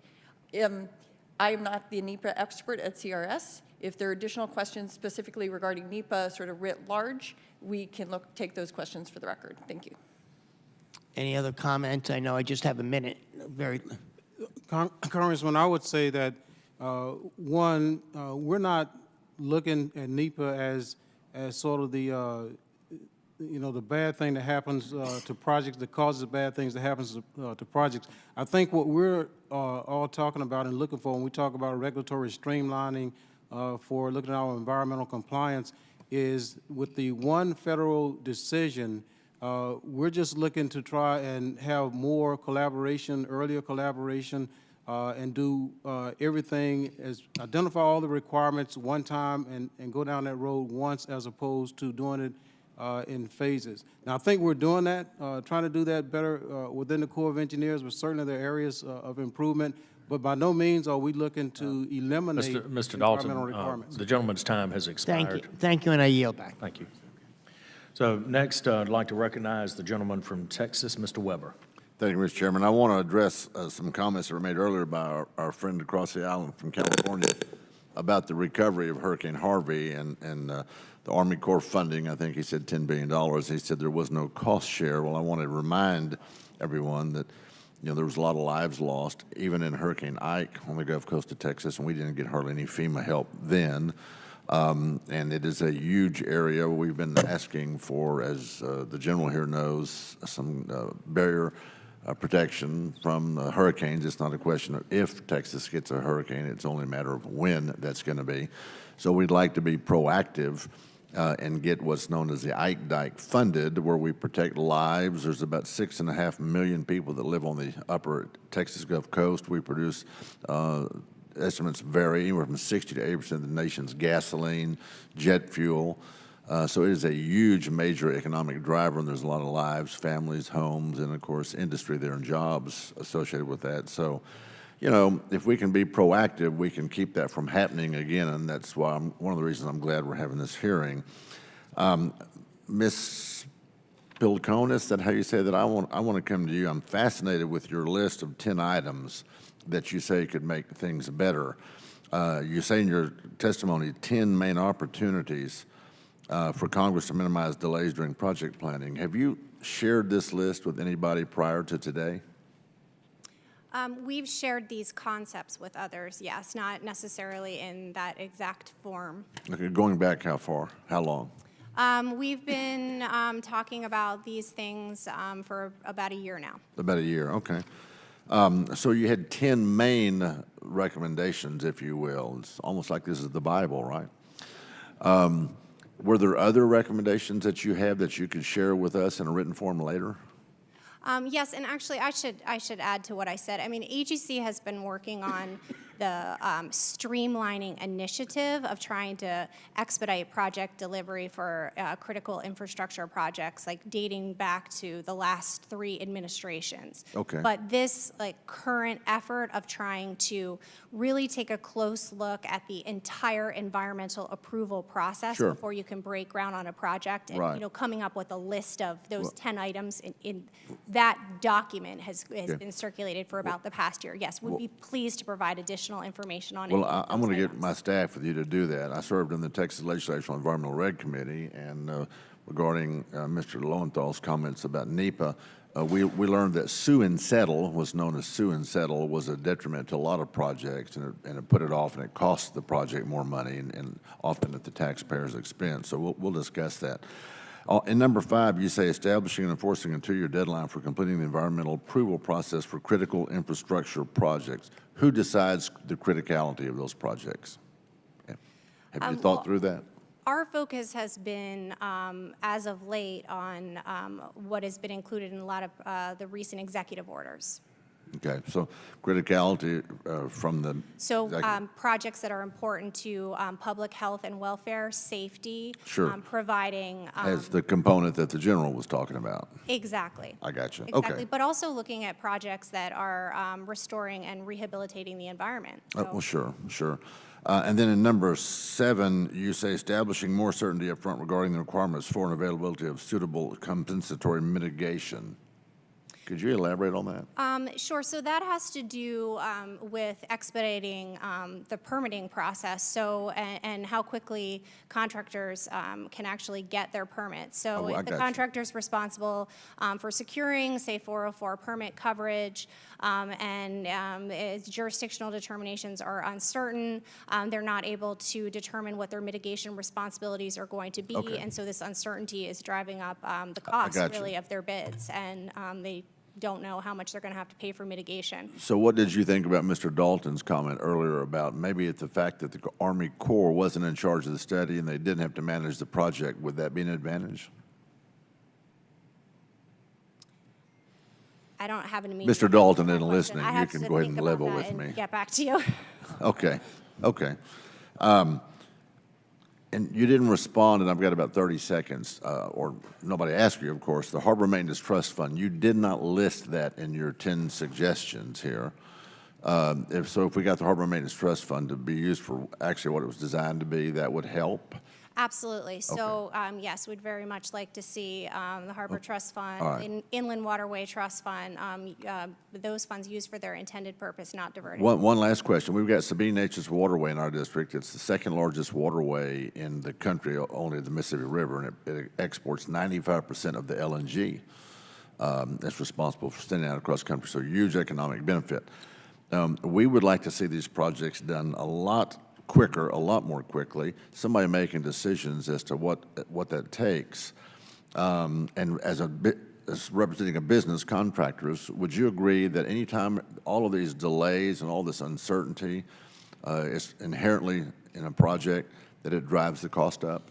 Oh, absolutely. That's one of our main fundamental points, that uncertainty is driving up the price of the bids, and the delay in getting the project done is also driving up Well, the cost. we've had that project authorized. We would love to get the Sabine Neches Waterway dredged. It's a huge economic benefit and would help, get some of the water out of the system when we have another hurricane. Mr. Chairman, I appreciate your indulgence. I yield back.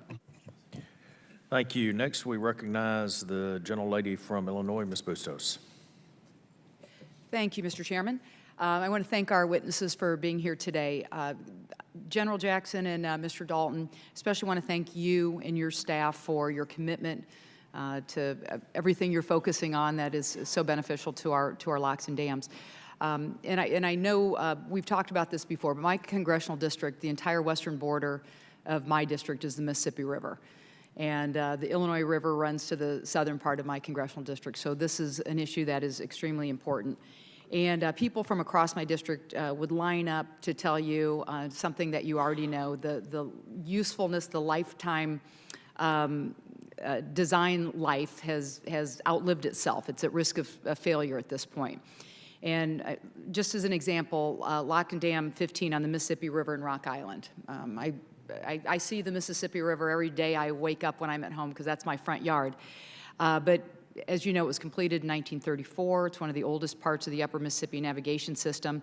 And this summer, the Corps began emergency maintenance because the concrete guide wall was literally falling into the river. And so this fix-as-fail approach to the locks and dams have put our growers, our manufacturers, and the navigation industry in a guessing game as to whether they'll be able to deliver their goods to consumers on time. And so I know we have to do better than that.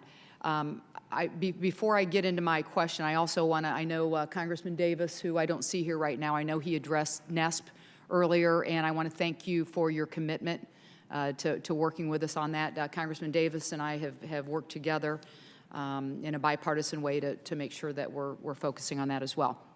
So my first question is to General Jackson and also to Mr. Dalton. As we just talked about Lock and Dam 15, we have a lot of locks and dams that are at risk of literally crumbling into our waterways. A recent study found that an unscheduled closure of one lock and dam on the Illinois River would immediately affect commerce in 18 states and cost the shipping public nearly $1.7 billion annually in additional transportation costs. So my question is, do you believe the current process at the Corps adequately accounts for the risks of failure on inland waterways? And part two of that is, how does that factor in the cost-benefit calculation? And that might be also, Ms. Carter might be able to answer that as well. Yes, so Congresswoman, the answer to that question, I believe, is that we look at each one of the projects that we have and do an assessment of risk associated with that project, and we've combined all of that into what we call our asset management approach or process. And so we do our best to identify where we think we need to invest to avoid those failures. We look at components now of locks and dams rather than just say we need to go out and fix an entire lock and dam. We look at what components we think would affect the performance of that lock and dam, and that's where we try to make the investments. That's not necessarily to say that we get them all covered, because there is, of course, the limit on funding, but that is our approach to try and make sure that we address those worst kind of conditions first. Ms. Carter, if you have anything to add to that. So regarding construction and inland waterways, just with other navigation as well, the main factor that's considered is transportation cost savings. So that's usually the main economic driver, whether something is calculated as an economic benefit. And that's something that was originally established by Congress to say that it's transportation savings. Regarding long-term operation and maintenance, the administration has been using ton miles as well as criticality of sites for safety and closure. So those are the budget metrics that are used. Okay. General, anything else to add to what was already spoken? Nothing of significance to add, Congresswoman, other than to say that this is something that we look at very closely. We also work very closely with industry. Marty Heddle sitting behind me with the Inland Waterway User Board, and Mike Toohey from Waterways International. A lot of these guys are working with us to help us really understand the significance of the impact of the degradation of these locks and dams to industry in general. So we feel pretty well informed that we know, and as we continue to champion these projects for funding and for future repair and rehabilitation or replacement altogether, we feel very well informed on what the impact to industry is and the economics that fall behind that transportation industry. So, thank you, General. All right, thank you. My time has expired, and with that, I yield back. Thank you. Okay, I will now recognize myself for 5 minutes. First, I want to start by thanking Chairman Graves for hosting this meeting, and thank all of you for your time today and your expertise. One of the things that I have my experience at the local level as a mayor really got me involved with water issues. One of the major rivers in the state of Georgia flows through my district. That's the Chattahoochee River, and that is important for the state of Georgia. But there's several important core projects that are along that waterway as well. So it's one of the most important projects, though, that affects the western side of the state of Georgia, where I am, is actually on the eastern side of the state, and that's the Savannah Harbor Deepening Project. And we know firsthand how important that project is. And you may say, well, why is a project on the coast of Georgia so important to the opposite side of the state? And it has everything to do with economic development and making sure that we have a tremendous economic opportunity, not only for Georgia and the southeast, but the entire nation. So understanding that deepening the Savannah Harbor from 42 feet to 47 feet to be able to accommodate the larger ships for more efficient transport is really, really important, not only to the state of Georgia, but also to the entire nation. Currently, this has an extraordinarily cost-to-benefit ratio of 7.3 to 1, and when it's completed, it will generate an annual economic benefit to the nation of more than $282 million a year of ongoing economic success and impact on the nation. The current project is only about 35% complete, and I know that it is vitally important that we go ahead and complete this project, and that we want to see the recurring $282 million a year of economic impact, job creation, and quite candidly, the most efficient way to move product into the southeast and through the city of Atlanta on up to parts into the Midwest. And I know that we're going to continue to work diligently on that to make sure that funding is in place. I do have a couple of questions after that statement. And Ms. Jamison, if I was very curious and really was want to know a little bit more about the performance-based delivery system that you talked about. Instead of being bogged down in the prescriptive regulation process, can you talk a little bit more about that and the benefits that would have? Yeah, the idea is to realign incentives. The traditional way that we deliver infrastructure is a pay-go basis, where we pay as we go, and we hope, against all hope, that the project will eventually be finished, which is what has led to a lot of our cost overruns and a lot of our inefficiencies. The cost of mobilizing and demobilizing equipment, the cost of maintaining insurance, that's what starts to escalate the cost of these projects above and beyond. So when we refer to performance-based infrastructure, there's a whole series of different models out there. There's no one-size-fits-all, which is why you need to be very careful in how you craft this. But as an example, if you can allow a contractor to come in, design, build, finance, just say that, they come in with all of the capital up front, you don't begin to pay them until they've completed the Savannah Harbor, or they've completed the project that you're after. Then the taxpayer starts to pay as the benefits are being accruing back to the taxpayer. It realigns their incentives. They don't get paid till they finish, so they act differently, very differently. They're very aggressive in getting through some of the regulatory structures. Now, those also need to be addressed. It's not one or the other. You also need to address regulation in line with this. But that is really the premise of it. When you add in operation and maintenance, you also tend to incentivize to build things to last. We've seen this in a number of projects with bridges, where you have two bridges side by side, one done through incentive-based performance contracting, the other not, and they use new paints that are regenerative so they can lower the maintenance cost over time. But we lock in, when we're engaging in the infrastructure, the lifetime asset management, and that's really important. But it's used very commonly. It's not a new thing. It's just the federal government has been prohibited from using it, which is trying to address our infrastructure our crisis with one arm tied behind our back. It makes no sense from a practical sense not to allow it, but then you have to be you have to use discretion and be careful when you actually implement it. Okay. Thank you. We're just about out of time, and I will yield and now call on the gentleman from California, Mr. Huffman, for 5 minutes. Thank you, Mr. Chairman. General Jackson, it's good to see you, and I appreciated the testimony earlier about the efforts to move some projects along. We all want to see critical water infrastructure funded and permitted efficiently, but I want to ask you about some things that this committee and this Congress have done in recent years toward that end, and see if you can give me an update. I know in Section 1046 of WRDA 2014, we directed the Corps to assess management practices, priorities, and authorized purposes of core reservoirs in arid regions.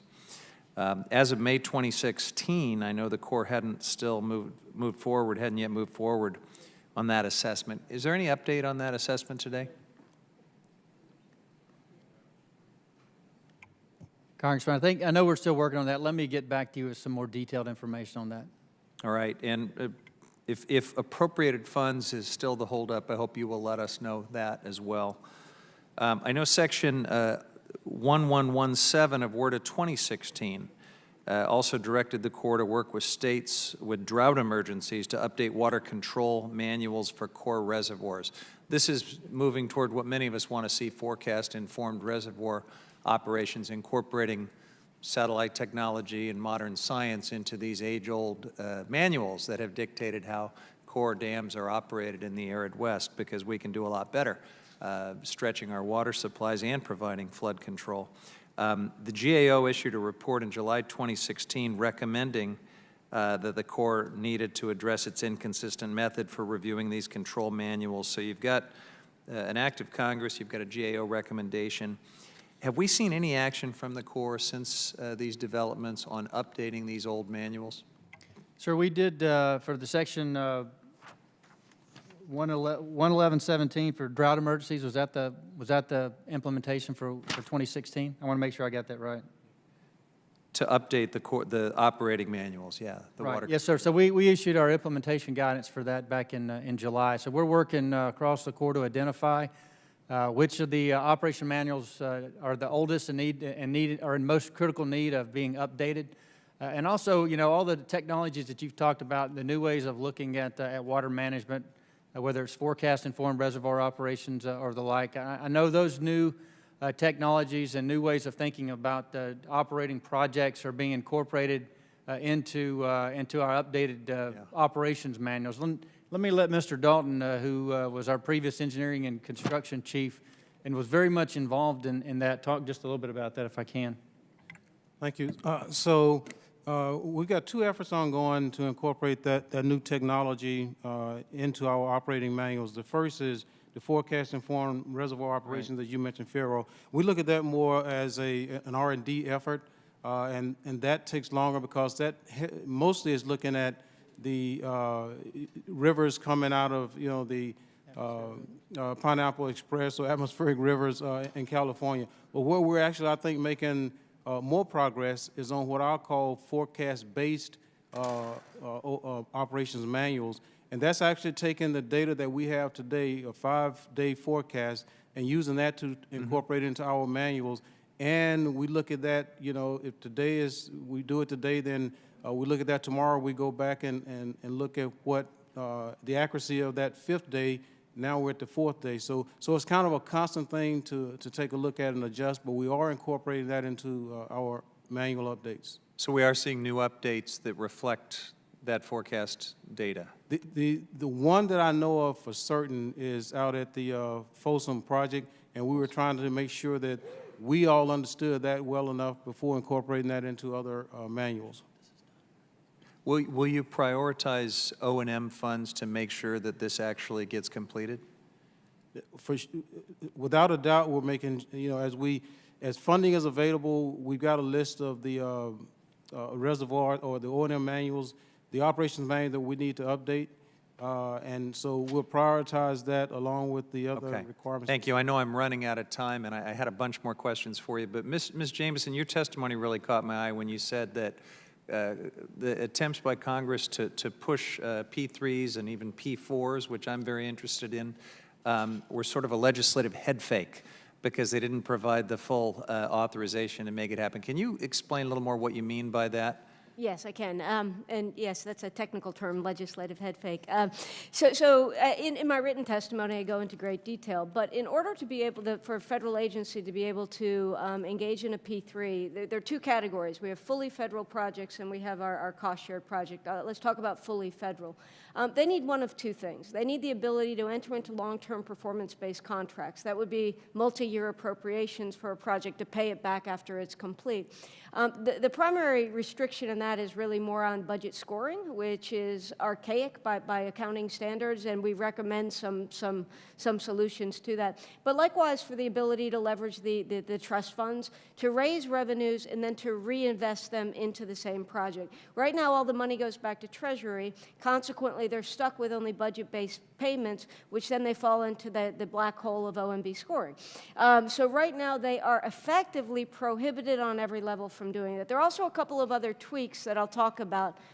Well, I won't talk about, so I will cede. Thank you. Thank you. Next, we have the gentleman from California, Mr. Lamothe. Thank you, Mr. Chairman. I appreciate it. And thank you, panelists, for your time and travel. Mr. Inamine.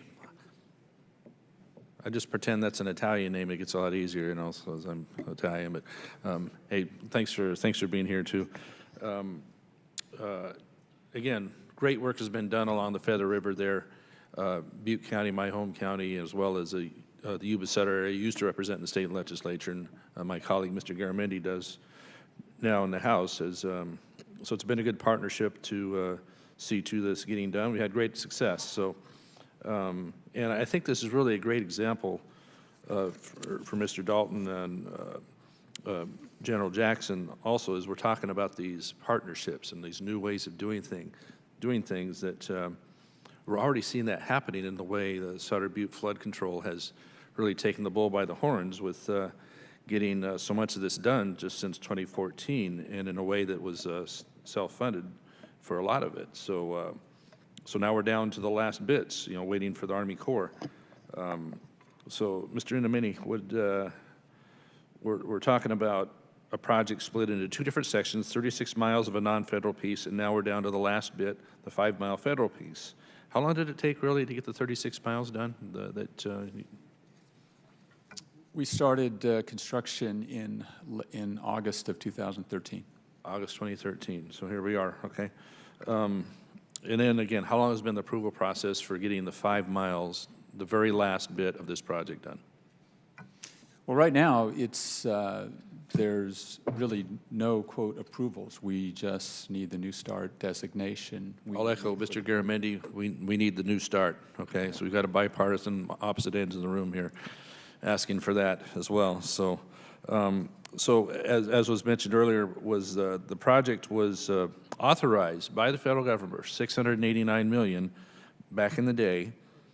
And the federal government portion of that would be the 65%. Yes. And so the federal government for this first 36 miles has paid how much? That would be zero. Zero. And so now for the last 5-mile portion of it, for a total price of $74 million, 25 will come from locally.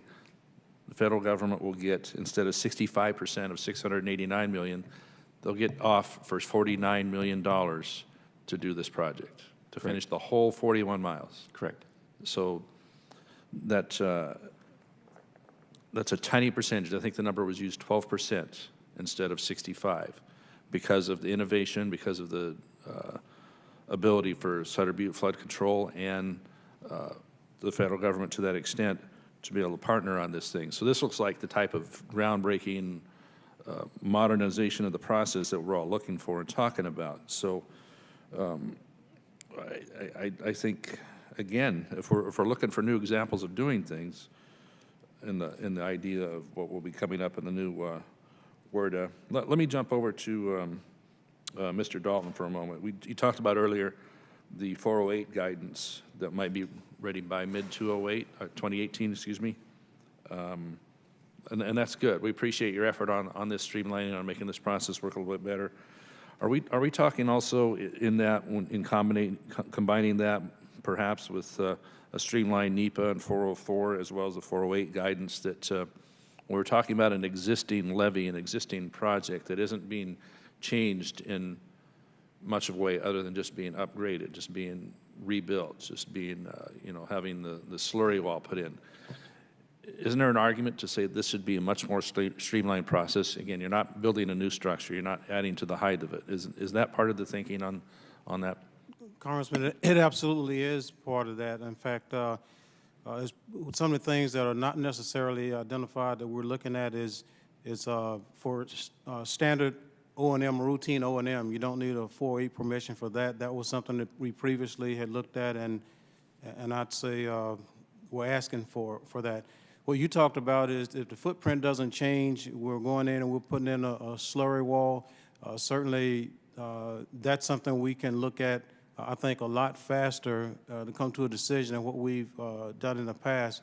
The other thing we're looking at is taking advantage of other NEPA or requirements that have been done, say for a 404 permit, so that we can take that information and use that for the 408. So we're looking at as much as we can to try and trim down that process. Right. I appreciate your good effort on that, Mr. Dalton. And as we push forward this year, hopefully in this year's WRDA, we can get the pilot program.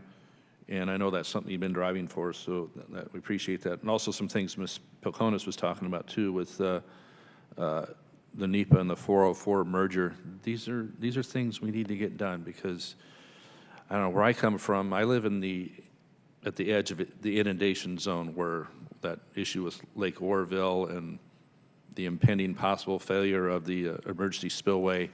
And so not just for me and my family, but more importantly, the 188,000 people that are evacuated in that whole zone and the levee system that still isn't complete at the south end, they want this, they need it, they pay for it, and we need to have a process where we don't have to study the same bug and the same shrub over and over again with a NEPA and a 404 and DTD. Let's just get it done because we're wasting the people's money and endangering them. So, Mr. Chairman, I thank you for the time. Thank you. Next, we have the gentlewoman, Ms. Lawrence. We've got 5 minutes. Thank you. To the panel, in September 2016, the U.S. Government Accountability Office released a study on water infrastructure for selected mid-sized and large cities with declining population. cities that have the exact same makeup as the city of Flint, Michigan, which you know is a poster child for the lack of investment in water infrastructure. It is alarming what the GAO found. Many mid-sized and large cities throughout the United States, including the Midwest and the state of Michigan, have lost substantial percentage of their population. The loss in population results in declining revenues to address infrastructure needs. The cities are facing numerous infrastructure barriers. I would like to ask Mr. Dalton and then Ms. Pilkalis, can you comment on what extent do you believe regulations are the reasons we have a crisis in our water infrastructure systems? Mr. Dalton first. Congresswoman, I'm not real sure I understand that question. My question is that we have repeatedly addressed that regulations is one of the challenges we have in investing in our infrastructure. I want you to articulate, when we look at these mid-sized cities and we're looking at the current crisis we have, what part of that do you believe is on the back of regulations that we have when it comes to investing in our water infrastructure? So one of those things I think that we need to take a look at with regard to our regulations is, you know, the way we actually justify projects, I think, has an impact on how we invest in infrastructure. One of the things that I said we wanted to look at is how do we expand and consider the total value of a project. And what I mean by that, for instance, relating to your question, is that if a community out there has a master plan, and we look at that and we say, well, this is a regional benefit, not a national benefit. I think what we're saying there is that, you know, people will move from, it's national because if people don't have a job locally or regionally, they'll move to another location. But I think what that is doing to us is that's kind of choking out small and mid-town, mid-city areas, because what happens is when people leave small-town USA or mid-town USA and go to large cities, that creates other problems that we have that we're not really accounting for. I mean, you go to a bigger city, you get bigger traffic problems. You go to a bigger city, you get more unemployment, et cetera. And so one of the things that we're looking at now that I think will help us is how do we account for the value that we lose or that we gain by trying to help those smaller communities rather than just looking at the larger communities.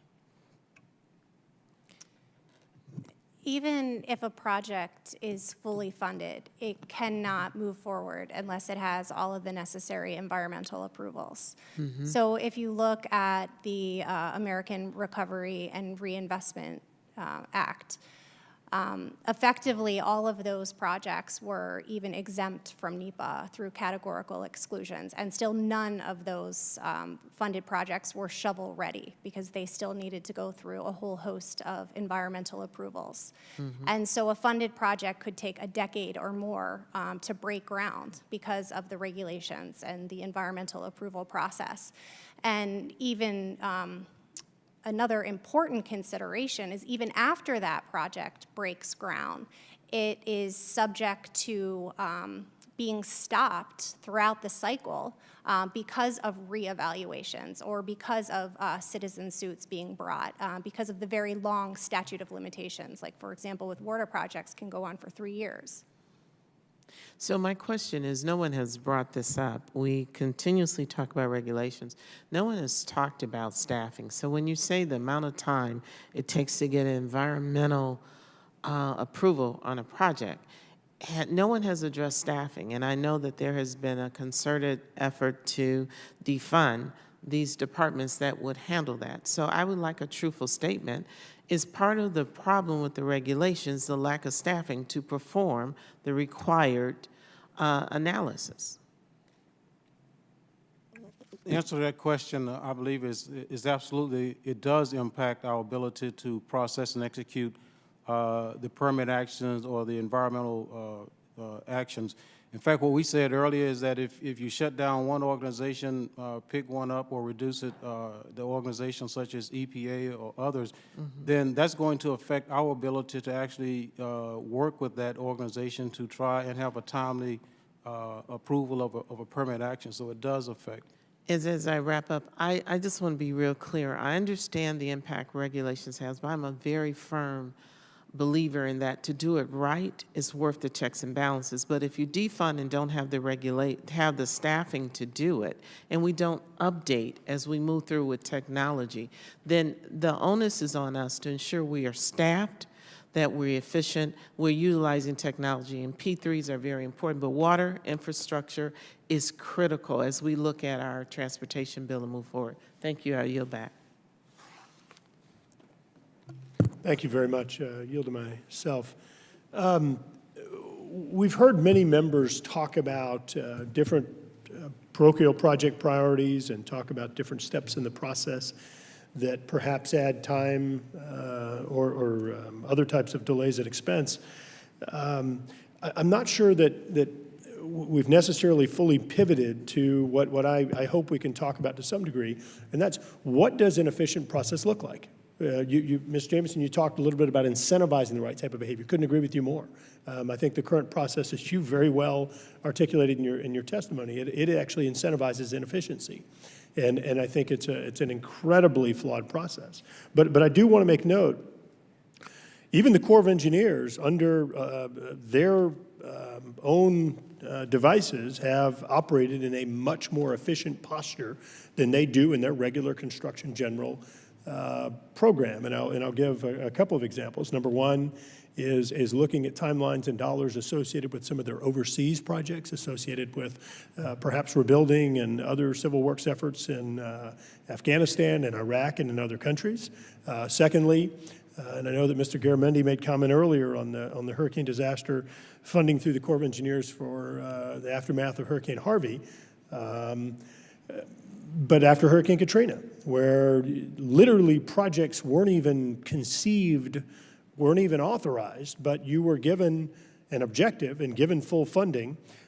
General Mr. Dalton, could you comment on what you view as comparing and contrasting your existing CG authority as compared to some of these alternative means of implementation or project delivery that your own organization has carried out?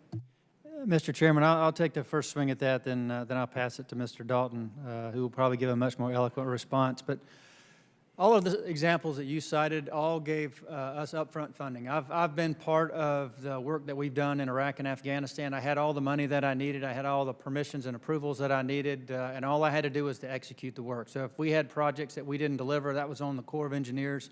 And that was areas that we internally could look at how we awarded contracts and how we administered those and how we managed quality assurance and the like.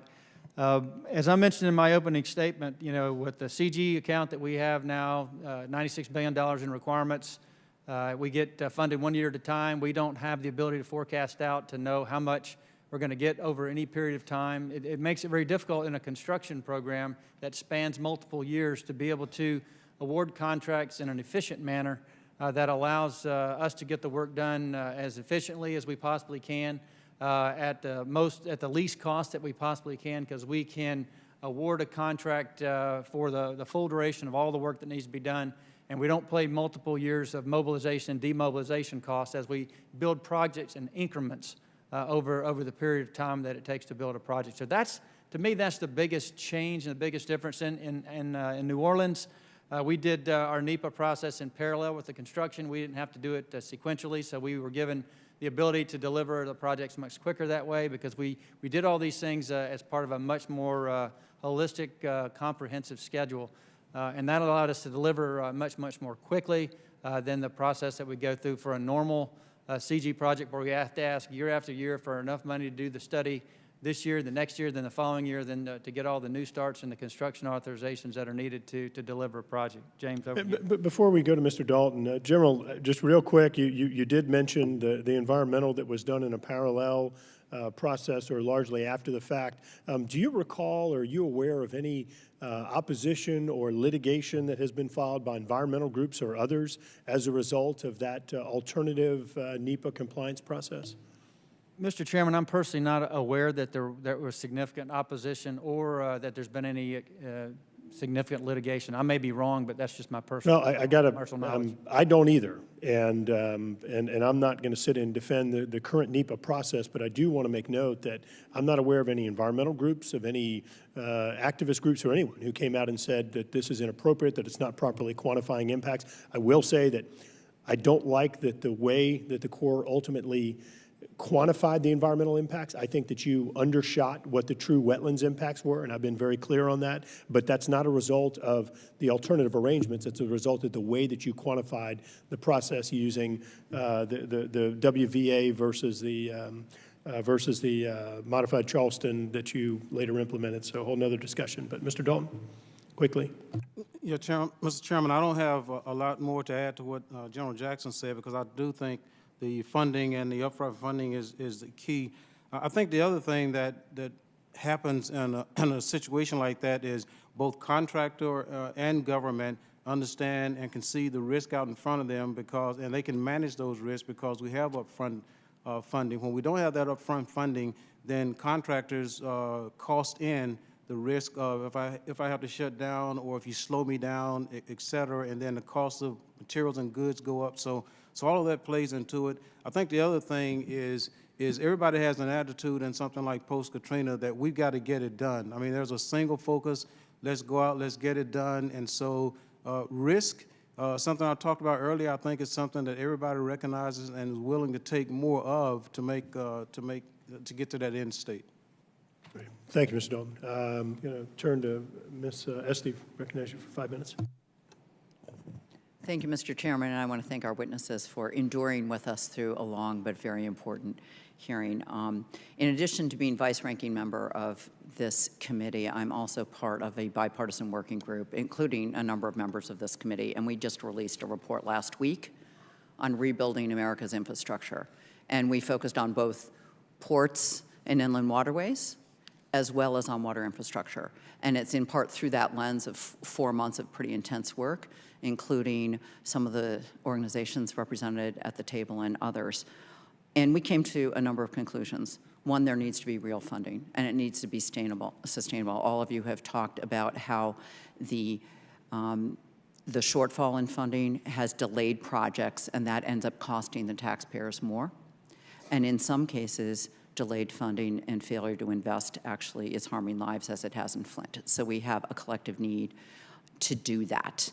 One is streamlining, and in part what Chairman Graves was talking about right now, that if we can more effectively deliver results for the American people, that will save money and allow us to get more projects done, get them done faster.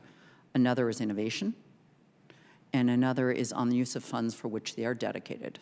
And of that, I'm speaking in specific of the Harbor Maintenance Trust Fund, which we have is supposed to be a dedicated user fee and is not being used to dredge our ports or our inland waterways. Money is sitting in that account and being used for other purposes or not being used at all, and that is harming our economy.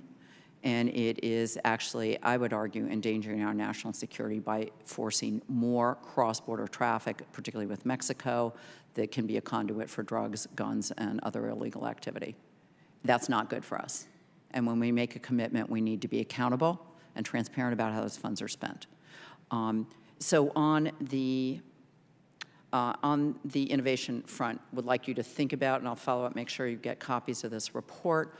One of the things we're calling for is the creation of an ARPA H2O, to have an advanced research agency within the federal government to assist localities such as Flint trying to figure out how are they going to repair and upgrade their water systems and keep them safe. We now believe that we know that water, traditionally drinking water and wastewater, is a local responsibility, funded in part through the state revolving funds. But we need to empower and support our local governments in making smart decisions, cost-effective decisions, and frankly, relining of pipes from the inside, perhaps shrinking the size so you can get water flow could be one of those things. So would welcome your thoughts and input on supporting that proposal, which we think could be cost-effective and an appropriate role for the federal government to take on that research responsibility, which no locality can or should have those water experts doing that. I'd like to follow up a little bit on in real funding. I think we can get agreement about the importance of real funding, and that has to happen because the shortfall is estimated by the American Society of Civil Engineers to be $126 billion by 2020. And even by Washington terms, that's real money. So we need to get collective responsibility here to do that. I'd like to turn with my remaining time to P3s. We expect the White House to be focusing on this as part of its proposal. I've met several times with the White House, and trying to figure out what is an appropriate role for P3s, number one, in the water realm, particularly for federal projects, existing federal projects as well as new, and what are things that would need to change in terms of congressional authority. And Ms. Jamieson, I know you've written on this and studied this, so I'd like to ask you to flag where is it appropriate and not, and what would we need to do differently, because frankly, we're going to need more money than we're going to get directly funded out of this place. And there are local partners and outside groups that need to be at the table, but we understand there need to be things that change. Thank you. So it's a tough question to answer in 40 seconds, but I'm going to try. So let me start with what you didn't ask, and that is about the non-federal infrastructure. And I would like to point out, and there's been some comments about poor and rural communities. If P3 is to be pursued, you also need to enable those poor and rural communities to leverage the benefits of it. That means we have to create some mechanisms like viability gap funding and other things that will help them make economically advantageous projects financially viable from this point of view. And so there are tools, and I've mentioned a number of them in my writings to you. From the federal side, we've identified, many people have identified the constraints against using P3 for federally owned and operated infrastructure. Primarily, it goes back to revenue. You need a source of repayment. So if we're going to the Treasury, then we need the authority to allow the Corps to make long-term budget commitments and have that not scored in a prejudicial manner, or we need the ability for the Corps to assess fees, collect them, and rededicate them back into the project purposes, as you rightly point out, which is the whole purpose of our trust funds. But they need that flexibility to be able to do it. Additionally, they need long-term contract authority. Many of the things you've already given to military and to others for military housing, for energy savings performance contracts. Congress has done this before. I would submit that water resources deserve the same consideration. I see I'm out of time, but I think you have a lot of interest on this committee in pursuing those kinds of innovations that will allow more money and better decision-making. Thank you. Thank you. Mr. Lamofa. Thank you again, Mr. Chairman. Ms. Peconis, on your top 10 here that Mr. Weber had alluded to, also a lot of I think really wise thinking on here as far as you mentioned, merging the 404 and the NEPA process, concurrent use of the process of 408 and 404 permit, giving the Corps greater authority to run the 404. Could you elaborate just a little bit on how these can be accomplished with really no detriment to the environmental questions that are being asked, and indeed how the duplicative process for several agencies or several processes are just harmful to the cost and do cause delay? Okay, sure. So with regard to duplication, when the Corps is issuing its Section 404 permit, or when it's undergoing the 408 authorization, it's required to assess impacts to endangered and threatened species and potentially undergo a Section 7 consultation, look at coastal zone impacts, look at impacts to historic and cultural resources. So that is also being assessed during the NEPA process. So potentially you could be doing that 3 times if you're doing it in NEPA, doing it in 404, doing it in 408. So we're not suggesting that you're cutting back on your environmental assessment, or that we're saying that any of the environmental agencies should be cutting back on meeting their statutory obligations. What we're suggesting with our top 10 is that there be a little bit more work put in up front in realigning the way that the agencies are coming together, the way that they're engaging, the way that they are coordinating in a more productive and cooperative manner, so that during the initial NEPA process, the information is being collected that will satisfy 404, that will satisfy 408. There was another top 10 that you asked me to touch on, and I'm sorry, I forget. Oh, with regard to EPA. So with the 408 process, or 404, it is really jointly administered in many respects between the Corps and EPA, where EPA has authority over jurisdictional determinations. EPA has authority to veto a permit decision even after the fact. EPA has the authority to elevate disputes when the Corps is making decisions on whether or not the 404B1 guidelines have been met. And so this really does and can slow down the process. And so we ask... we really need one-stop shopping, and we should be able to entrust Army Corps to do that. Correct, thank you. You just succinctly put together what I was I thinking in my mind. I got to have succinct around here, so thank you. Mr. Inamini, elaborate a little bit on how, on that portion next to Yuba City where a previously repaired levee some years ago using a different process and different, it wasn't a Sabufka piece. How were you able to get to that 5-week 408 process? I mean, obviously the urgency was there because it was right next to the city and you had the boils coming under. How were you able to move that to a 5-week instead of such a long, drawn-out process? Well, as I said in my prepared testimony, the 3 reasons, but including the recent guidance from the Corps of Engineers to delegate all of these processes to division and district. Normally, these kinds of projects go up and down with headquarters, and you get in this endless do loop that just takes forever. In addition, so maybe we need to entrust the district where the knowledge is and the absolutely. first hand? Yeah. Okay. But, like most of these projects, and I concur with Ms. Polkonis' comment about some of the redundant permitting that is often done. We have some projects where we're going through 2 serial review periods. All of that goes away under the emergency declaration. So we're just taking advantage of an emergency, quite frankly. But what it really boils down to is you really have to have, like all of these projects, like everything that we're talking about here, there is so much regulation, particularly associated with the old 408. You really have to have a champion within the Corps just to shove these projects through and to run it through, dedicate resources, remove these redundancies. There's plenty of discretion to remove these redundant or serial processes. Well, let me ask this then. If I hear on this committee sometimes it's a matter of funding, not a slowdown of regulatory process. So if we had $49 million or $689 million stack of $100 bills here, how long from that until you could actually, start a project? Because Congress authorized this thing years ago, and yet here we still are with part or not done. So if I understand the question is, why are we... We're told it's funding, but really how much it is a regulatory slowdown. Well, all of the regulatory work has been, the time-consuming regulatory work has been done through the authorization process.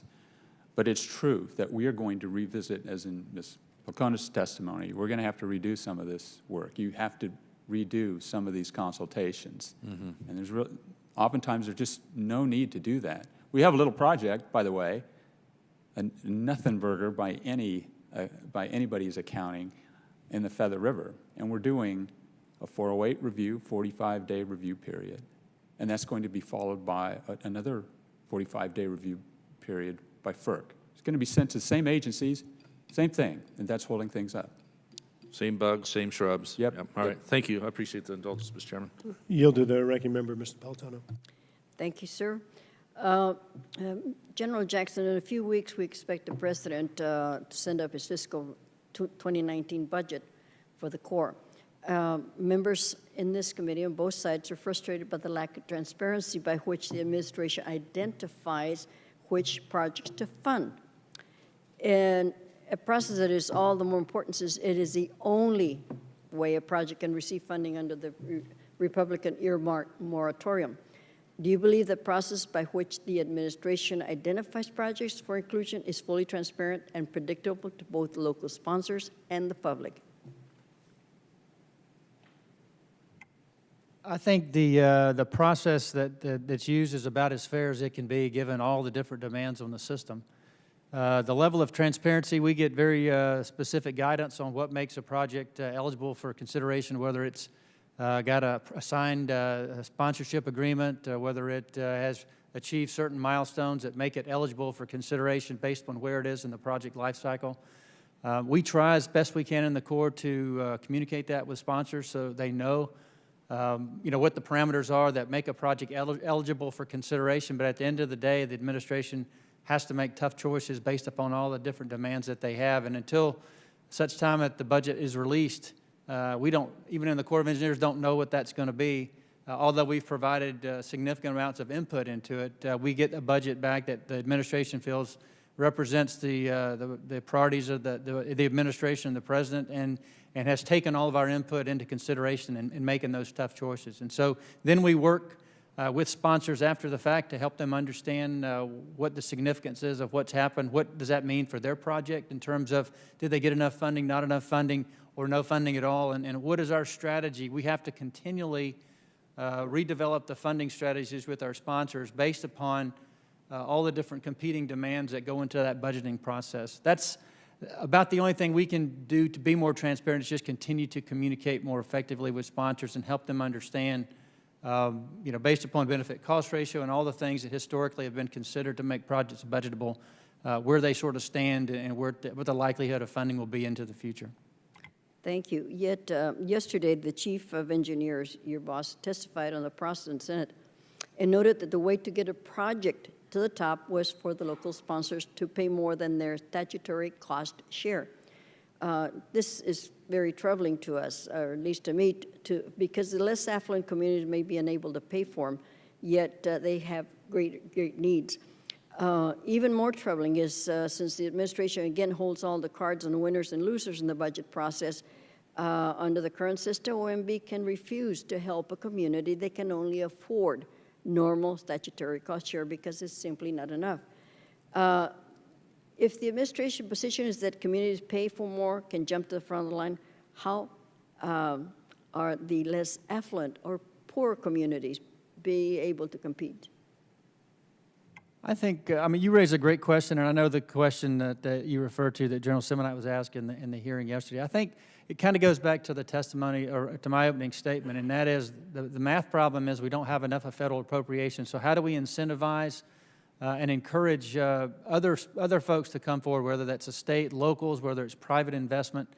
How do we rank the relative value of a project? Is benefit cost, the benefits cost ratio has typically been what we've used, but if you're a smaller, less affluent community where the risks monetarily are not as great, your benefit cost ratio might not be as high as one in a more affluent area. So I think that's a real challenge that I think we need to work together to figure out how do we characterize the relative importance of a project, how do we define what's in the federal interest, what does the federal government need to be more involved in or less involved in, where can we bring more funding to bear based upon availability or ability to pay, and at the end of the day, how do we incentivize as a federal government all of this to be considered, and how do we reduce cost and make project delivery more effective so it incentivizes locals to want to be more involved in getting projects delivered more quickly. Those are some of the thoughts that I have.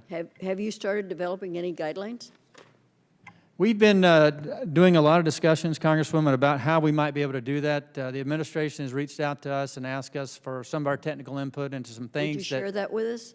We will at the right, when we're able to, we'll definitely share that with you. Yes, ma'am. Thank you. The administration position is that water resources needs of the wealthy communities are more important in smaller communities and rural communities. And that could be a problem, and that's something that we need to be sure it gets into the equation. Congresswoman, that's a discussion that we've had a lot within the administration and also with Congress. We recognize that there's got to be a fair way of evaluating these projects and making sure that the right funding is brought to bear to deliver. We recognize that the risk to smaller, less affluent communities is just as important as the risk to more affluent communities, and we've just got to figure out the right way to be able to assess that and get those projects delivered for all folks who are at risk. Well, I represent several communities with small commercial harbors that are frequently overlooked for maintenance dredging dollars. as the reason why the administration chooses not to fund the dredging needs of those communities, despite the fact that $10 billion in harbor maintenance funds currently sit in the trust fund? Congresswoman, that's another great question. There are more, as you know, more dredging requirements that are out there. We don't dredge all the harbors that we're responsible for to their full dimension. And so we need to reassess and relook at all the forms of funding that we get to do that and make good informed decisions on how we can optimize all the funding that's available to get all the harbors that are eligible open. Mr. Hovland. Thank you, Mr. Chairman. So, Major General Jackson, continuing the discussion that I was starting earlier on P3s and P4s, we know that 2014 were to put together a framework for a pilot program in this area. I'm interested in seeing movement because I think I have the poster child of opportunity in my district involving dredging in the Petaluma River, where you've got a lot of local governments and even private sector partners ready to step up, partner with the Corps in a way that would save the government money and work for everyone involved in a wonderful way, but we just can't seem to get moving. Now, Ms. Jamieson is suggesting that the authorities that we've provided in the past to try to move these ideas forward aren't meaningful enough. And I think if I'm understanding her correctly, that unless we fundamentally reform the way the Harbor Maintenance Trust Fund works, for example, so that it's not subject to the annual appropriations shortfalls, that I'm very, very sympathetic of the problem you face there. Do you agree that without those kind of big fundamental reforms, we're really not going to get anywhere with these P3s and P4s? Or do you think there's some things you can do within the current system? Congressman, I mean, I think there are some things that we need to do, but Congress has been very clear. We need to get an administration policy that helps the P3s, that we do develop opportunities with, be able to be effectively funded and administered through the system. You know, one of the challenges that I found personally with the one P3 that we have is, although it's, you know, we didn't have the policy guidance to support it. We did it just through brute force to get it through because we wanted to demonstrate that P3s work. And we've had a lot of help from Jill and other folks to help craft that. But at the end of the day, you know, there's still a federal obligation at the tail end of that particular P3, and it's a large amount of money still, all things considered. And you know, it's hard to figure out how to assess that with the benefit cost ratio that it has in terms of how it competes with other projects in the budget cycle. So I think there's more work that needs to be done. I think that P3s and P4s are definitely part of the arsenal that we need to employ into the future. I think there's some details that we need to work out. I think these are details that we obviously need to work out with the folks that are advising us who have experience in this. We certainly need to work out with Congress if there's any legislative tweaks that need to occur to address some of the challenges that Ms. Jamieson talked about. And we certainly need to get the administration on board with a good, solid policy that they support that allows us to consummate these deals into the future. Because I think P3s and P4s are part, again, of the arsenal that we have to employ if we're going to move forward on delivering these projects. Ms. Jamieson, back to you if I could. So, you know, my interest in this is I've got a shallow draft dredging project that is way behind the cycle. It was supposed to be dredged, is starting to shut down commerce and even recreation on the Petaluma River. And I've got a bunch of other shallow draft situations around the North Bay and the San Francisco Bay Area, very similar. We'd like to come together as a region, partner with the Corps and find a way to get this done. They've talked about creative ways to maybe go in on buying some equipment together that would save the Corps a lot of money over time. The local Corps folks seem really interested in this, but we can just never get it going. What is your opinion of a project like that? Do we need more changes in the way OMB scores these things, in the way the Harbor Maintenance Trust Fund works, or, you know, if we're stuck with the current framework, can a project like that still have a chance without an act of Congress? It's a great question. I think this is a P4 example, right? And Yeah. so the benefit that you have there is that you don't have some of the same federal constraints like OMB scoring if it was a federally owned asset. Right. California has its own legislation. You have enabling legislation to pursue P3. The real issue becomes one of the funding stream from the Corps and their concomitant commitment to that and how that would be budgeted. And this goes back to, I think, what the General was just saying. The request from Congress was a budget prioritization, amongst other things. We recommend in our written testimony some ways to address that, and that includes return on federal investment, which can also take into account the poorer communities, those who need more money. But ultimately, because Congress does not allow for multi-year appropriations or to forward commit, your local sponsors will be going at this under the assumption that the federal government will be able to stand up when it's time, when they may not. And that's what we need to, that's the big Well, I disconnect. think they're, as local governments, they're more willing to do that than a private concessionaire might be, for example. Absolutely. And don't get me wrong, P3 is not always the right solution. I've actually talked with some of the folks about this particular project, so I'm a bit familiar with it. You know, it ultimately comes down to, is there the local capacity to execute the project in the way that you can mitigate against your own construction risks and those sorts of things? But it comes down to where the role of the Corps is, and it's not a one-size-fits-all, but I do think that there needs to be some relief and some broader thinking of the strategies to allow for those sorts of projects Thank to you. go forward. Mr. Chairman, thank you for your indulgence. Absolutely, thank you. All right, I'm going to go off on a diatribe, get a few last questions, and just sort of some feelings been bottled up here for the last few hours. But I do want to thank you all for your patience and endurance. Mr. Dalton, a few questions before I do. Number one, I made reference to your 408 memo, and I do want to piggyback on Mr. Davis's comments. I don't agree with the revision in authority that the Corps has come up with there, and we've discussed this at length, so I'm not going to go into detail, but in your memo, you eliminate the 60% design threshold.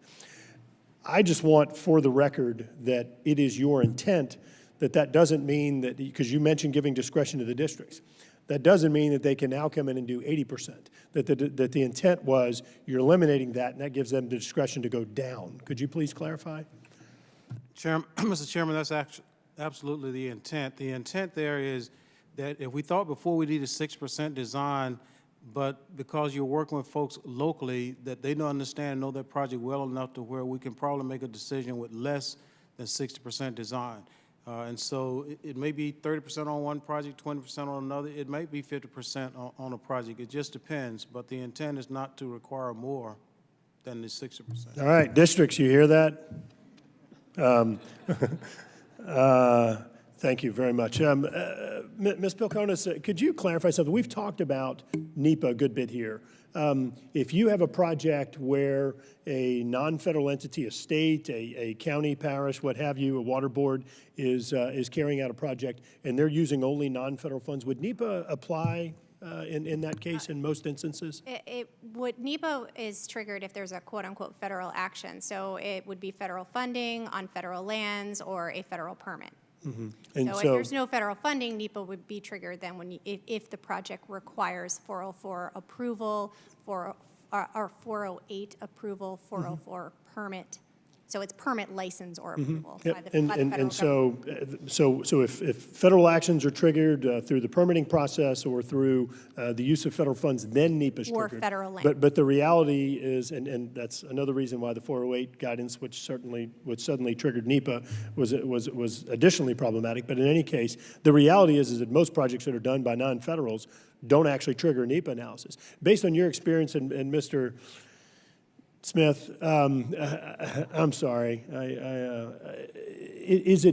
I think that I serve in this committee, I serve in the Natural Resources Committee. I often hear members of Congress talk about how, we've got to ensure that NEPA applies or environmental reviews are applied because otherwise the environment's going to be trashed. Look, you run a water board. You work with non-federal clients, I'm sure, through your contractors around the United States. Is it your belief that local and state governments just inherently have a desire to trash or pave the environment? Absolutely not. No, we live here. And so we're not only motivated by the existential threat of flooding, in our example, but we also live in that same environment that's so assiduously protected by environmental interests.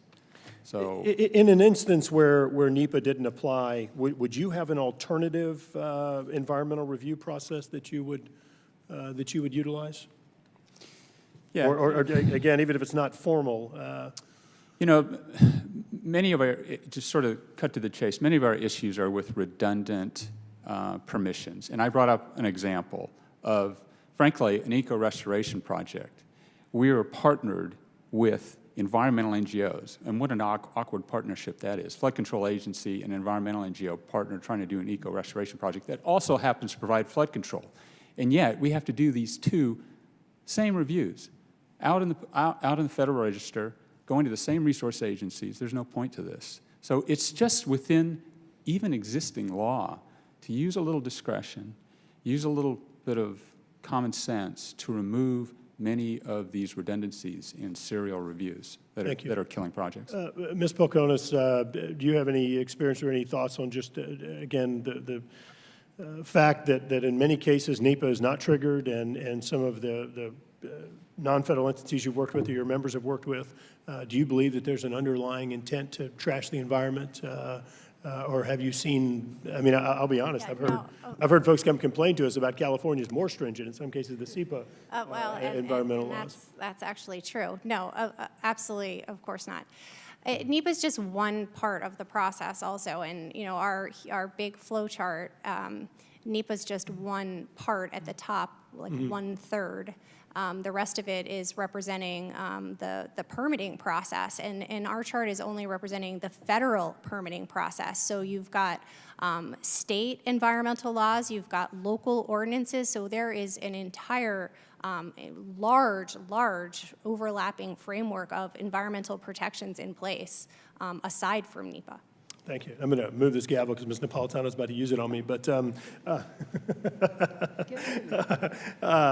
let me change gears before I get myself in trouble. Ms. Jamieson, thank you again for being here. You made a number of comments about P3s and indicated that they were not the silver bullet solution, everything, which I certainly agree with. I do want to make a point, though, that I think is where I think P3s may be helpful. I think there are a number of instances where there are inefficiencies that could be monetized in a way that would actually not cause additional revenue streams or tolls or other things. And I'll give you a couple of examples. Number one, we have dealt with the flood insurance program here, and I think in a flawed way through the House of Representatives. But if you look at the instance where someone's actuarial rate, and we'll make up numbers, is $100 million cumulatively in a community per year, and you could make an investment of $50 million and cut their actuarial rate in half, it is idiotic that we're continuing to pay $100 million a year in premiums when we can make such a fractional investment at actually reducing actuarial rates. There's no connectivity between those, and it's incredibly frustrating, whether it's the Corps coming in and building something, FEMA, HUD, anyone, or the local community. Do you believe that there are situations like that where you're not necessarily coming in and triggering an additional tax or revenue stream? Absolutely. Performance-based contracting Is your mic on? No, it's on. Okay. I'll get closer. Performance-based contracting, that's what that refers to, is where you capitalize savings in order to pay the contractor, and that is very common. We do that, they did it in New York City with their water utility. It is a very common modality, very similar to energy savings performance contracts, right? It's the exact same concept, but it should be more broadly enabled to allow for a... And I'll give another example, because we have an awful interstate bottleneck problem in my hometown of Baton Rouge. You look at the amount of time that cars are sitting in traffic, as I recall, an average of 47 hours a year in Baton Rouge, Louisiana, and I think they spend, I believe, as I recall, it's over $900 in extra gasoline. So if you can improve the efficiency of that transportation system, you're reducing gasoline payments, you are reducing emissions into the environment, which of course cause health and other adverse consequences. Get a little props there, and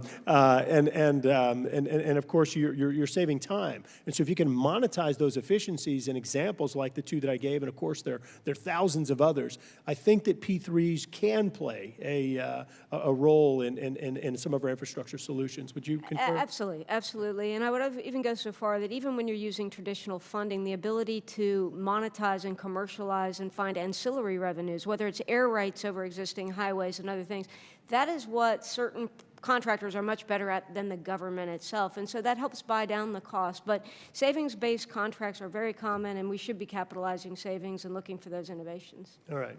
Lastly, before close up, Ms. Carter, thanks again for being here. This committee in December, I believe it was, passed H.R. 4460. It allowed for basically eliminating a policy obstacle whereby FEMA hazard mitigation grant funds are prohibited from being used for a Corps authorized project. So if you get an authorization through the Corps, you are suddenly prohibited from using these hazard mitigation dollars to advance community resiliency in the aftermath of a disaster. I want to make sure I phrase this question right to where I get an actual answer. Do you believe that there are efficiencies where we could better utilize existing revenue streams to achieve some of these resiliency goals and perhaps reduce disaster spending over the long term?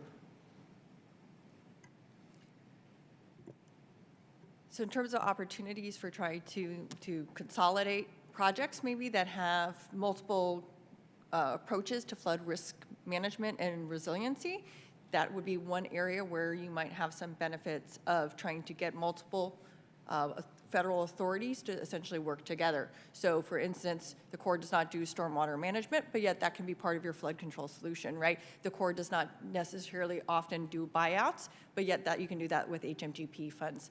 So at times, the ability to be able to consolidate authorities and then funding from those authorities within a single, more comprehensive project is an example of how sometimes there may be efficiencies. Thank you. And I want to make note that the Corps actually does have authority to do buyouts in a project or relocations or non-structural solutions, because we implement those in Louisiana all the time, and there's been a lot of misinformation related to that.